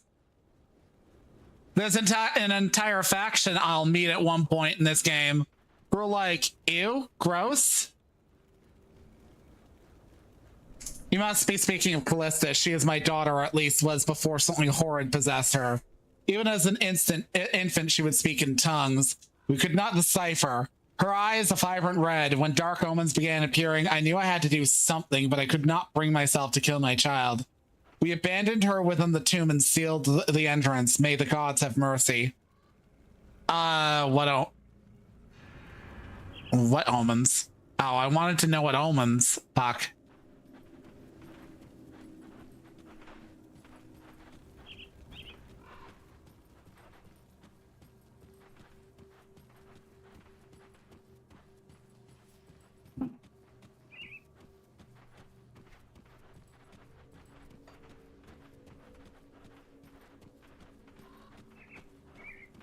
Oh, certainly.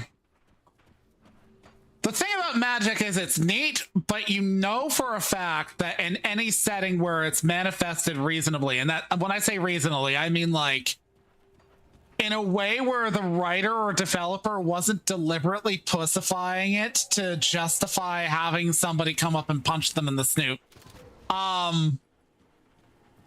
Yeah, magic is going to corrupt people. That's just going to be a thing. Like Harry Potter dumbs it down real hard. But there's a reason why there's basically been 2 Hitlers within the last century.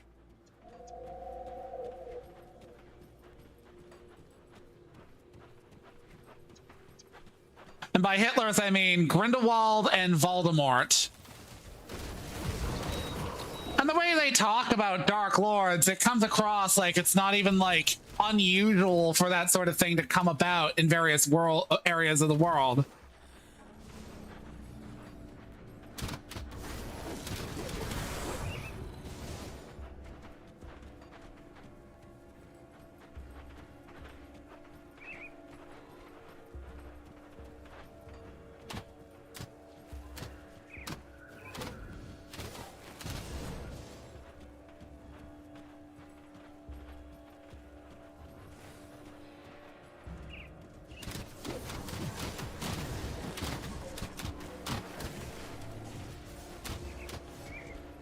Honestly, I'd say he was as bad as the 3rd Hokage. The 3rd Hokage was an asshole because he basically like disregarded the suffering of Naruto and kept his identity a secret for no other reason than, oh, well, I didn't want people making a big deal out of it. It's like people made a big deal out of the fact that they thought he was literally Satan. Yo, it's real like, it's like the dude from Life of Brian. Worse for myself? How can I make it worse for myself? Jehovah, Jehovah, Jehovah. Exact same shit. Yo, Naruto could have had it so much better. At the very least, the dude should have spent time with him more often than just kind of looky-looing about to make sure the kid ain't dead. Yo, like, he's like 12 years old. He's eating spoiled milk because he doesn't know any better. He does nothing but eat ramen. He required literally other people to remind him that he should eat more than just ramen. And those people were his teachers. Not the 3rd Hokage, who was literally his fucking legal guardian.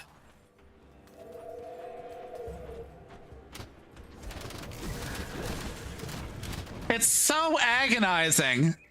Like, I give Jiraiya more of like a, you know, a free pass on that.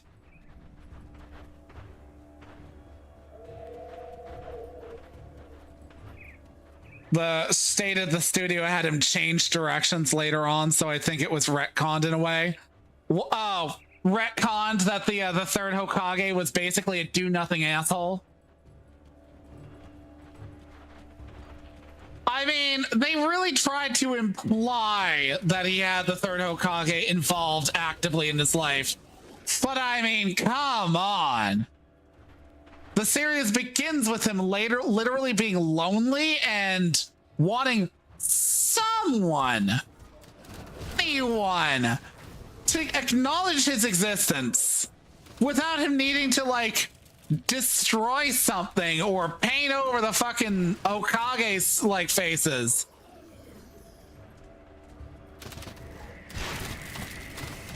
It pisses me off so much. Yeah, meanwhile, Dumbledore, by compare, was basically raising Harry Potter as a pig for slaughter.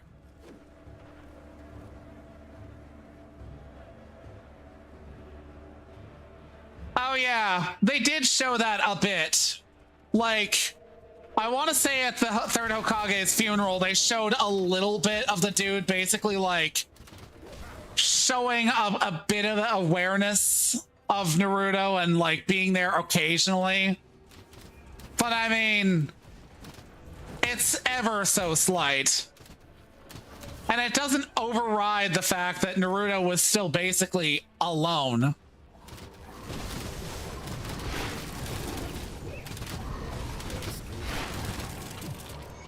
But yeah, fucking Harry Potter? Harry Potter fucking, oh god.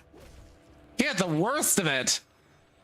Raised by people who would have sooner seen him dead because, oh, the magic that protects you relies on a blood connection.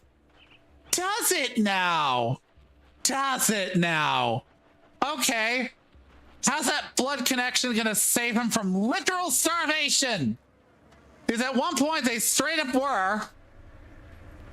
All because he fucking had a house elf enter the house and fucking play pranks on him to get him to not go to school.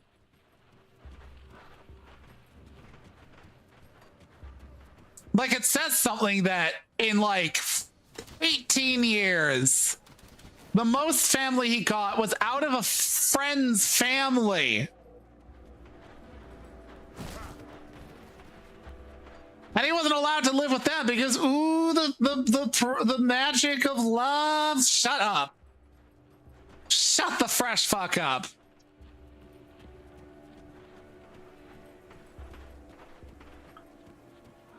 Like, J.K. Rowling had an interesting idea, and the stories are enjoyable, but there's so much about them that, like, as an adult, you're like, wow, that was certainly a choice to write it that way.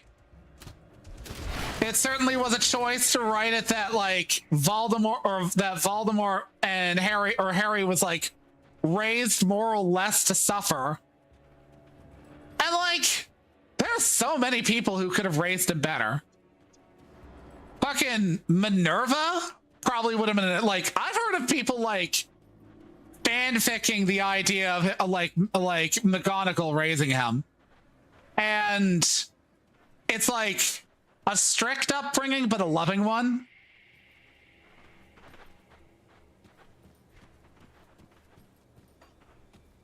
And then there's the oh fuck, what's it called? I'm looking it up.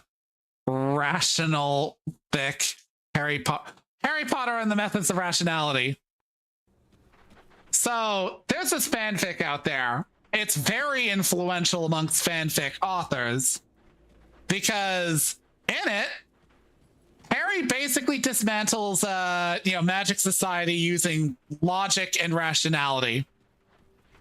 Sounds a bit 2000s era, totally transcendent atheist, but it's an interesting idea. It starts off the fact that Petunia didn't marry a fat bastard. Instead, she married an otherwise decent and kind, physics professor. And when they adopted Harry, the dude was just, like, utterly adoring. Like, Harry was basically his son, even if, his parents were dead. And he raised him, to be an educated and, strong-minded young boy. So when this boy receives, like, a magic fucking letter, he himself is like, that's bullshit. That's weird. That doesn't make any sense. And so, like, even his dad's basically like, yeah, that's bullshit. That doesn't make any sense. That's not real. And he's like, okay, I'm going to test this rationally. I'm going to go into the yard with a letter meant for the people who sent me this letter and say, I want to send this letter. And if it doesn't disappear from my hands, then magic don't exist. He proceeds to do just that. His next door neighbor from the novels, who's a squib, is all like, Harry, are you trying to send a letter to Hogwarts? I'll send it off for you. And he's like, what?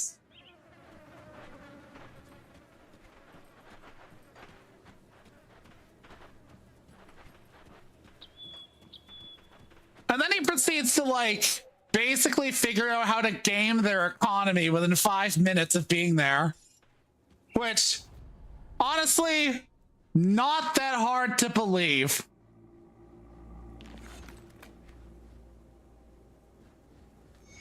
See.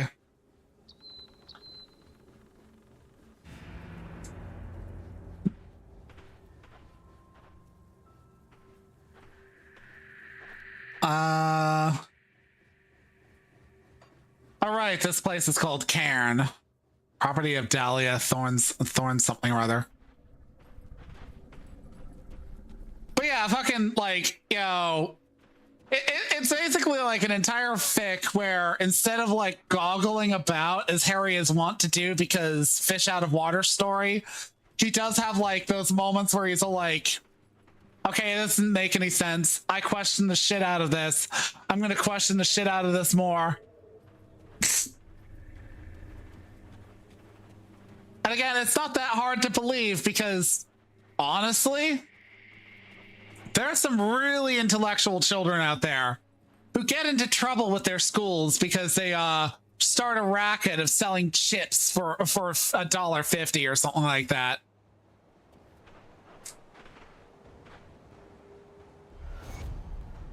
I am relieved to hear that, and you've returned in one piece. Dermapterons should not be trifled with, especially in such numbers. I will speak to Captain Somer about sending some guards out along with the farmers. In the meantime, I was hoping you would help me with a more grave task. What is it? The Dermapterons hives are cyclical in nature. Every 7 years or so, they birth a new queen, which promptly proliferates their numbers and causes them to explode across the countryside. In the past, we would rally together and exterminate the queen while she was still young. But after the Grim Dawn, the Dermapterons were allowed to thrive, and their queen has molted into a massive creature that spawns new Dermapterons by the dozens every day. She has to be destroyed, otherwise the insects will eventually run out of food and attack us in force. The queen is always guarded by 2 of her Grand Viziers, so you would have to acquire their pheromone glands to even enter her chambers. We know the royal hive is somewhere at the rotting croplands. I've already dealt with the queen. That is the best news I've heard in weeks. I'll have to speak to Captain Somer about getting a proper kitchen set up. Your continued support is ensuring that Homestead will produce enough food after all. What about Devil's Crossing? I have done much to help, but I can't spare anything until I have more time to grow a fresh crop. If you continue to help us, okay. Right, okay. I got another inventory space. Yay.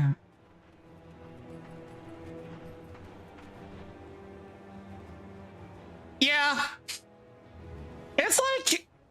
It's one of those cases, like Harry Potter and Naruto have a lot in common for like both the treatment of the main character and their ultimate like outcome. Because Harry, at least as far as we've seen in the after story of The Cursed Child, is a shitty dad. He plays favorites. He straight up tells his son he regrets having him at one point. And like, that's never addressed. And it's like, wow, way to be your fucking aunt and uncle. And the books try to really have their like, I want to say the movies almost tried to have their cake and eat it too with like Petunia. Because Petunia's like got that like cut content where she's like, well, she might have been your mother, but she was my sister too. You could have shown it better, you stupid cunt. You could have shown it better. You literally sat there as the woman talked mad smack about your sister like she was a dog that deserved to be put down. But oh no. You were mad because you didn't have magic.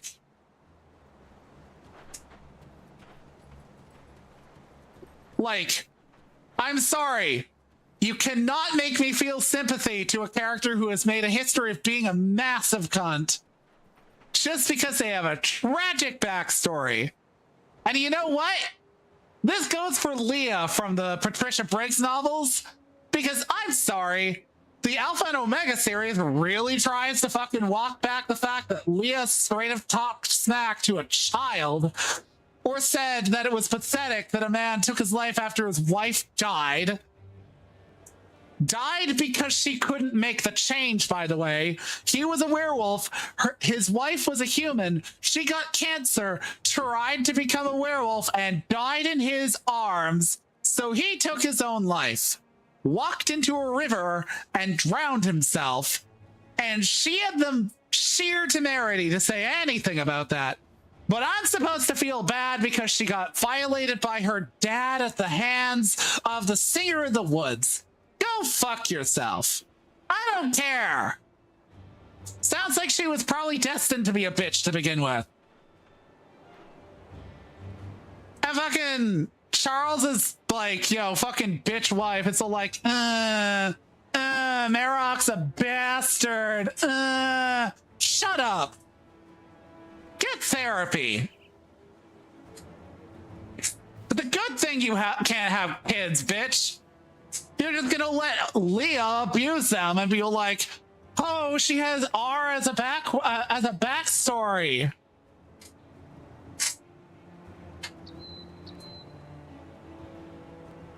See, I found your diary. Oh heavens! I hope you didn't read it. It's not proper to stick your nose into a lady's. Thank you. I have dropped. Thank you. Your secret is safe with me. I couldn't read it. It wouldn't let me.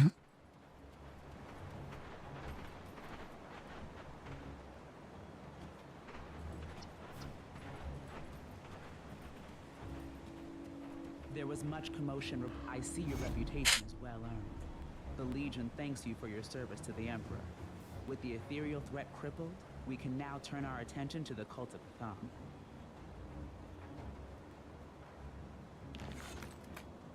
But yeah, it's like, as you say, trauma doesn't excuse bullying. I'm always reminded of that fucking like sequence that happens in The Expanse, where like Melba or a fucking Christina Mao is basically in lockup after initiating this whole kerfluffle that everybody's dealing with that could spell the end of humanity just because she had a grudge against fucking Holden. And she's sitting there having taken lives, some who reached out a hand to help her, and she responded by murdering them. Or at least attempting to. And Anna's standing there. She's like a Presbyterian minister who does like charitable outreach for people all the time because she just cares about so many people. She's just a deeply moral individual. And she's standing there. She's like, I was trying to figure out why you did it. You know, I say to myself, maybe it's because she's got a bad father. But then I say to myself, yeah, but a lot of people have bad fathers and they turn out okay. So I settle on maybe she's got a brain tumor. Do you got a brain tumor, Melba?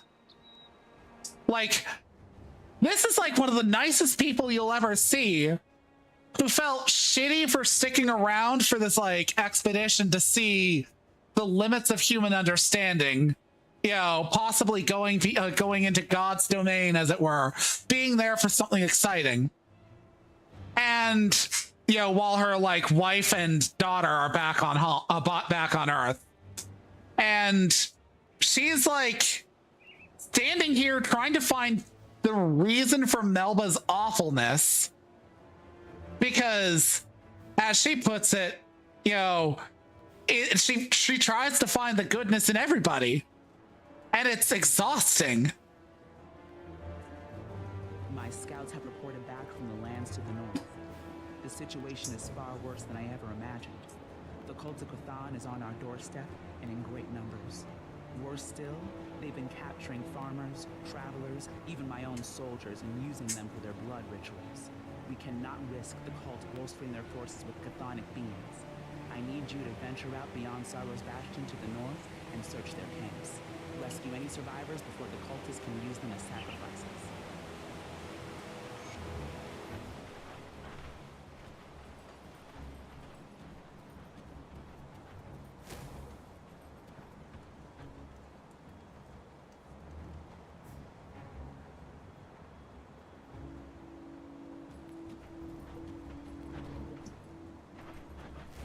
Okay, I gotta go north.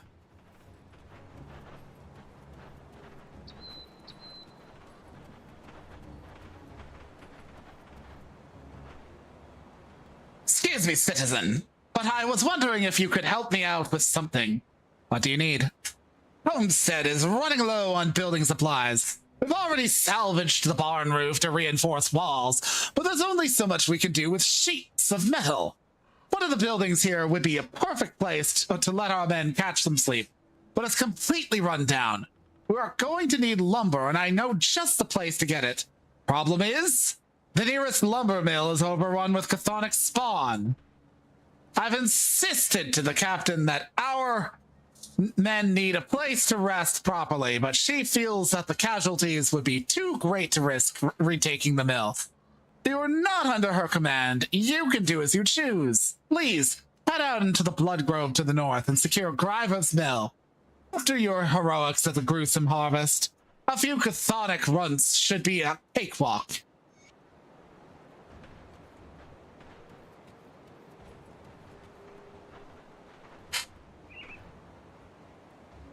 Ulgrim has requested your presence. Please speak to him. Okay.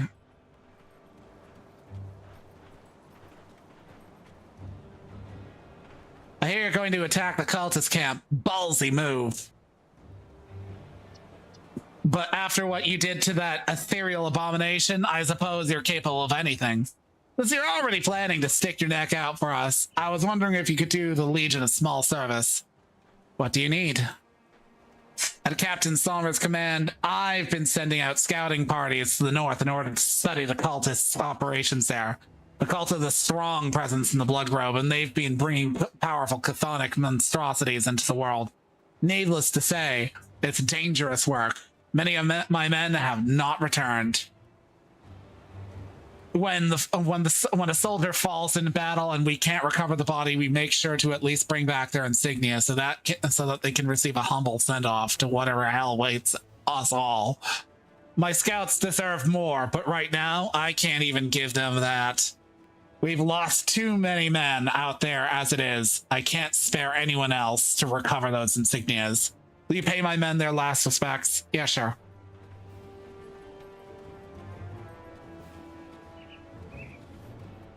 The one you call Ulgrim has asked to speak with the Order of Death's Vigil, so I have come before.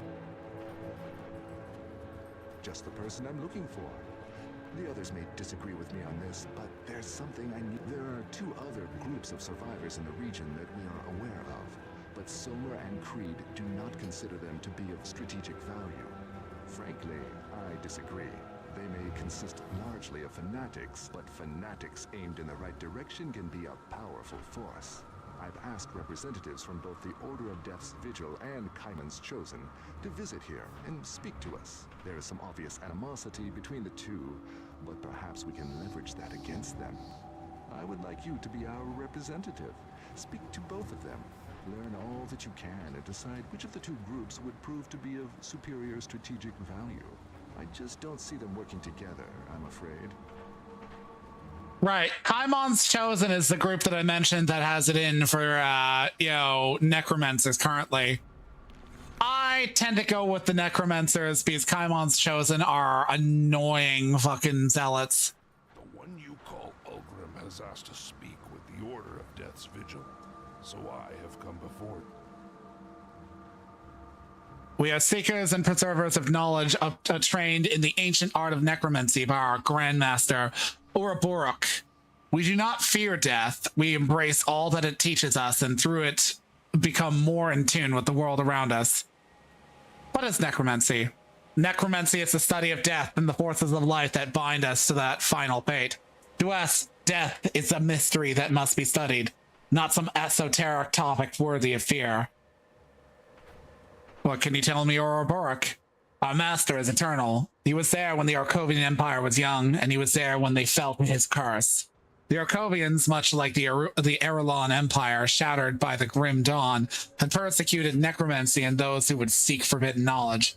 They tortured our master, eager to learn his secret immortality. In return, Ouroboros cursed them to eternal unlife. Since the fall of Arkovia, Ouroboros founded the Order of Death's Vigil to ensure that the pursuit of knowledge and life's mysteries would never again be threatened by the ignorant. Now that humanity stands at the brink of annihilation, it seems his teachings are more relevant than ever. We will return balance to the world, as our master had decreed. What do you offer? We are experts in the arcane and masters of necromancy. Okay, how about... They are fanatics obsessed with an ancient faith, worshipping a non-existent god known as Empyrean. Anyone that stands against their tenets is a heretic, worthy only of extermination, and that they are no better than the Empire, which had persecuted the Order for generations.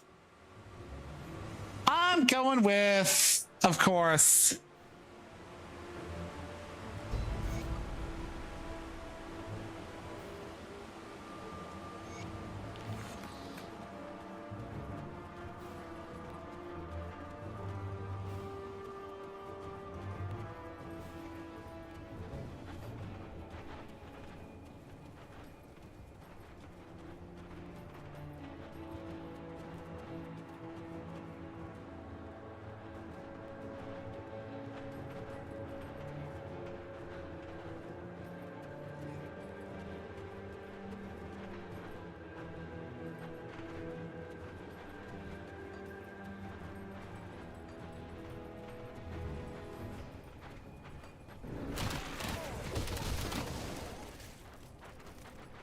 One thing I appreciate about this game is that there's a cultist for fucking everything. There are blood cultists, there are undead cultists, there are ghost demon summoning cultists. There are cannibal cultists. And there's also Wendigos. Not to be confused with Wendigoons.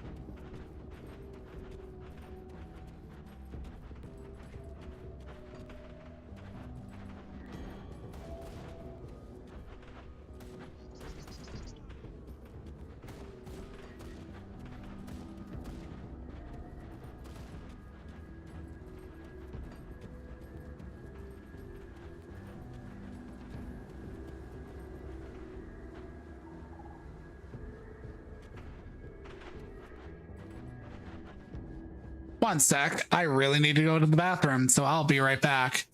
I'll let this, I'll leave this on here.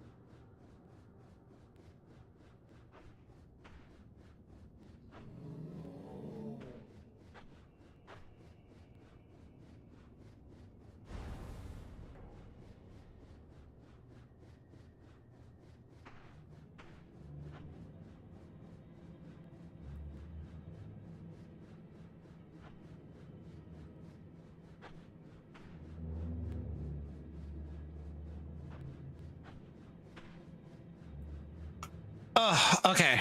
Back.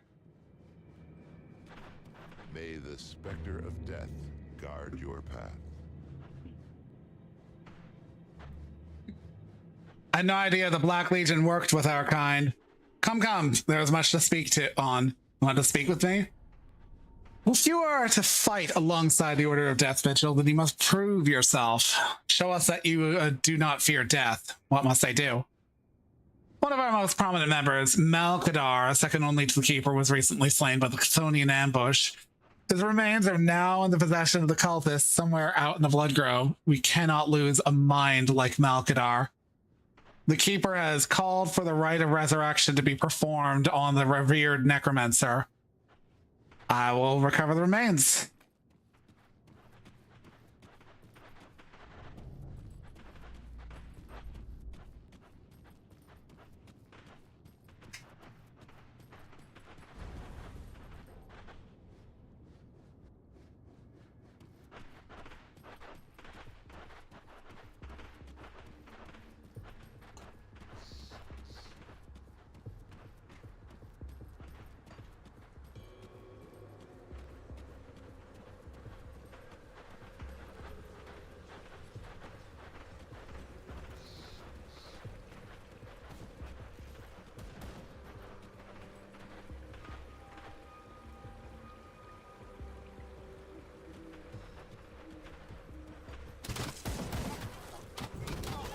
Doop-de-doop-de-doo.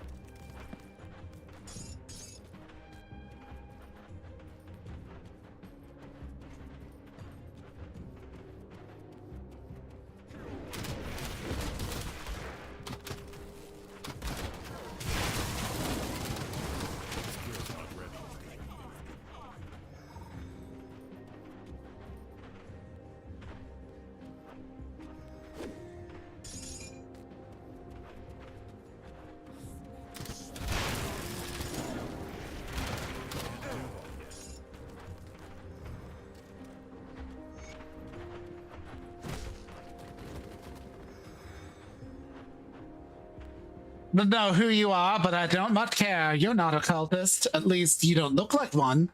Please get us out of here. Those bastards have been taking us out of the cage one at a time. We're forced to watch while they drain the man completely of his blood. At this point, I'll settle for anything.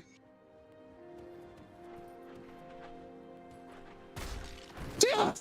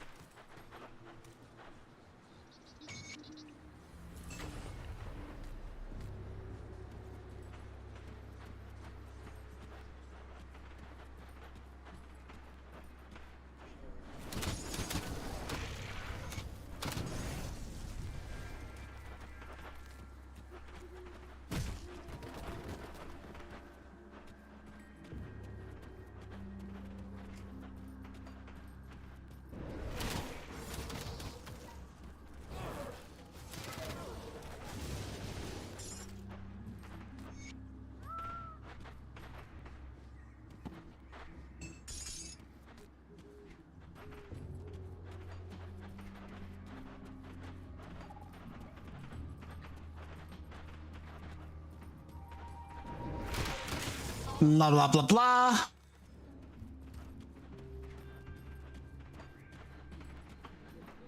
Pew, pew, pew, pew, pew, pew, pew, pew, pew, pew, pew, pew, pew, pew, pew, pew.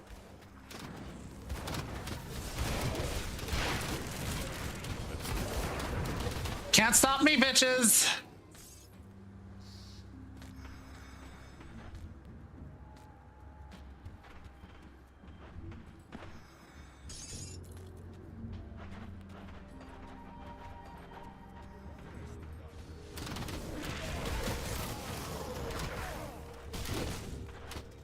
I appreciate this. Oh shit.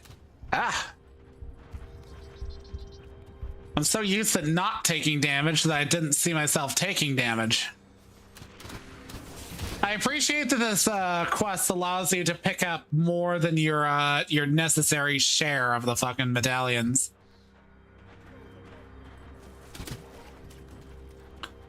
Dude, what did you fucking expect? Kill the non-believer. Literally, my fucking thing was just gonna walk over and kill you.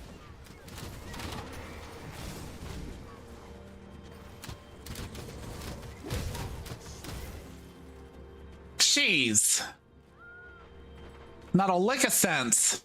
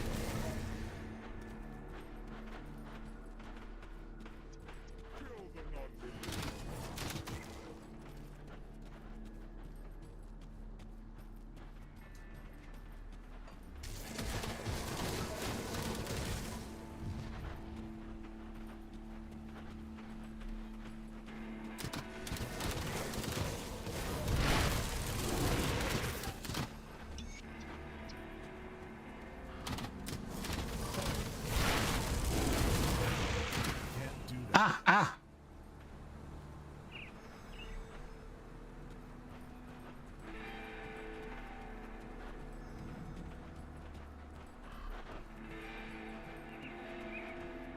Was it cleared out?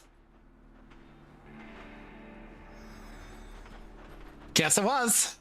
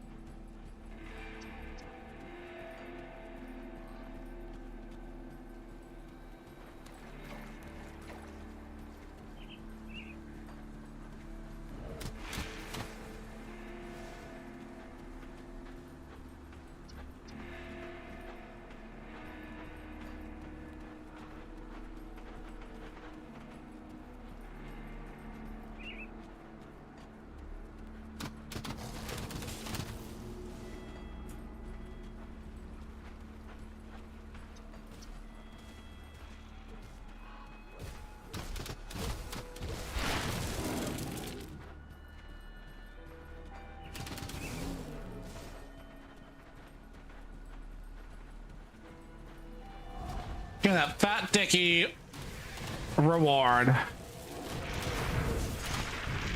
Ah!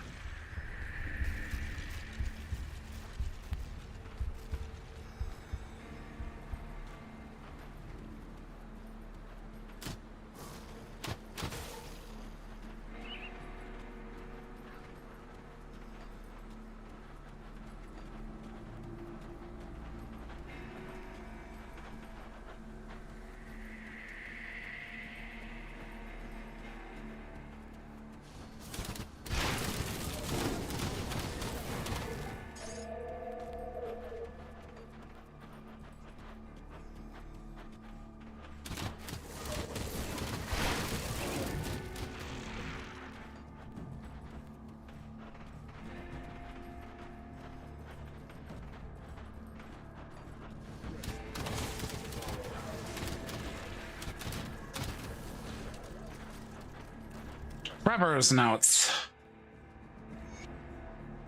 For weeks I've been getting the feeling that something bad is coming, like a knot in my hearing hushed conversations in the streets.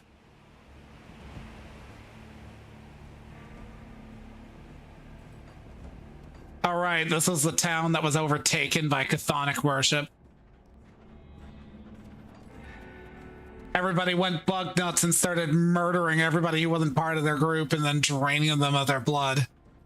They were like weird drainage bathtub systems.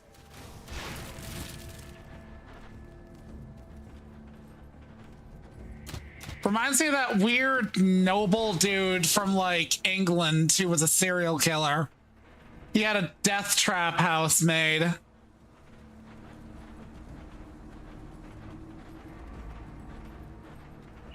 Like, actually, really.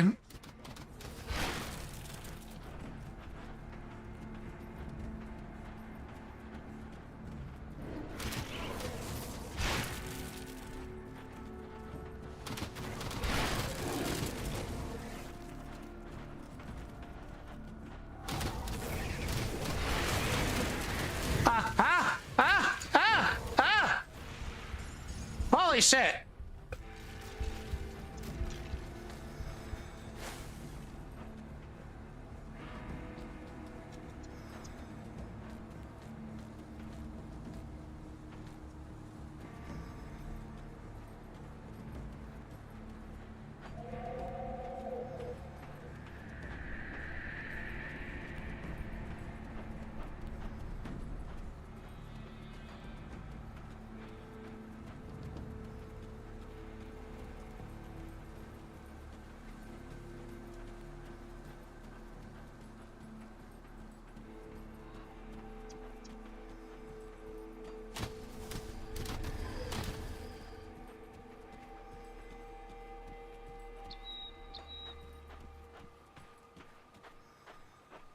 Ba-da-ba-da-ba-ba.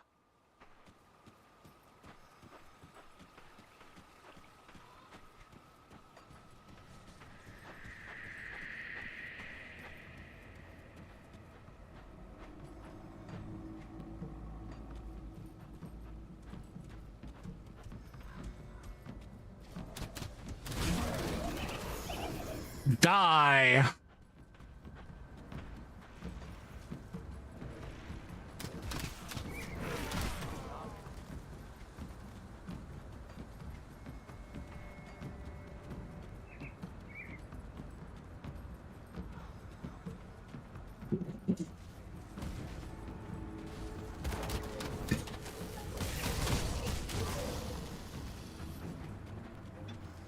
Hate you bitches and your stupid fucking poison ground.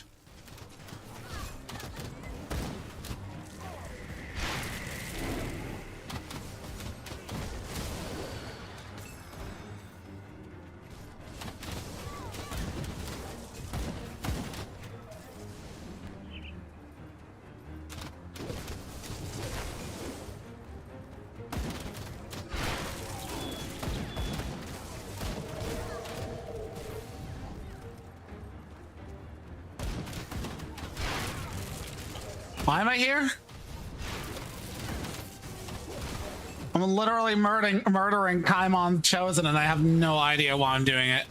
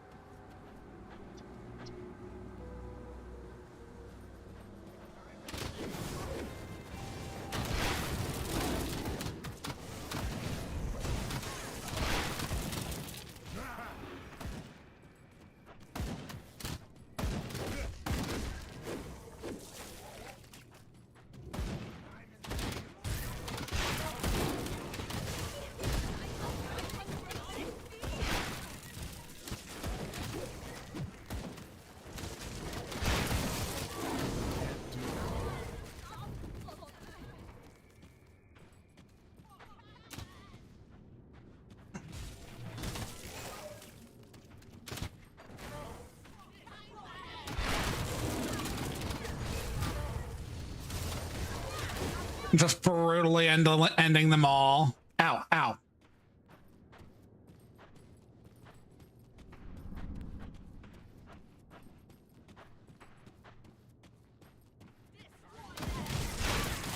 Oh, dynamite. I'll accept.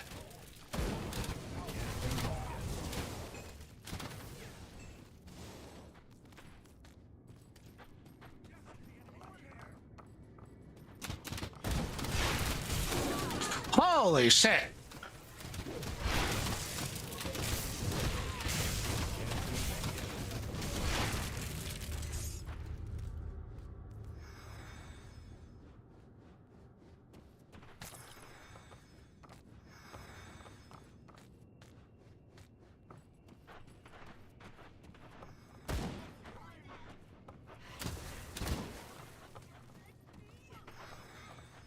Lamau. Ooh, more dynamite.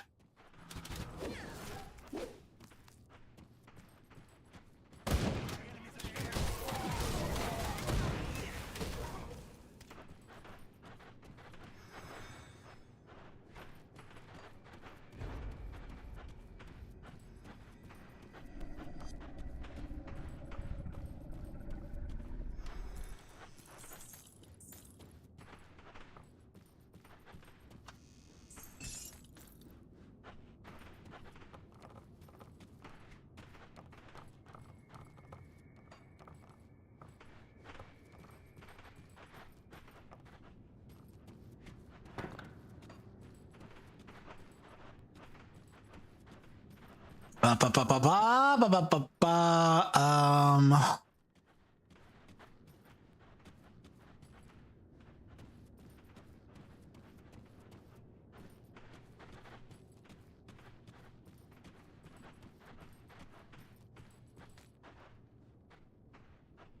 Chilled Steel.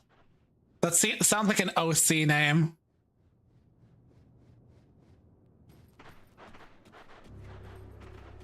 I swear I heard somebody had like an OC named like Steel the Hedgehog or something like that.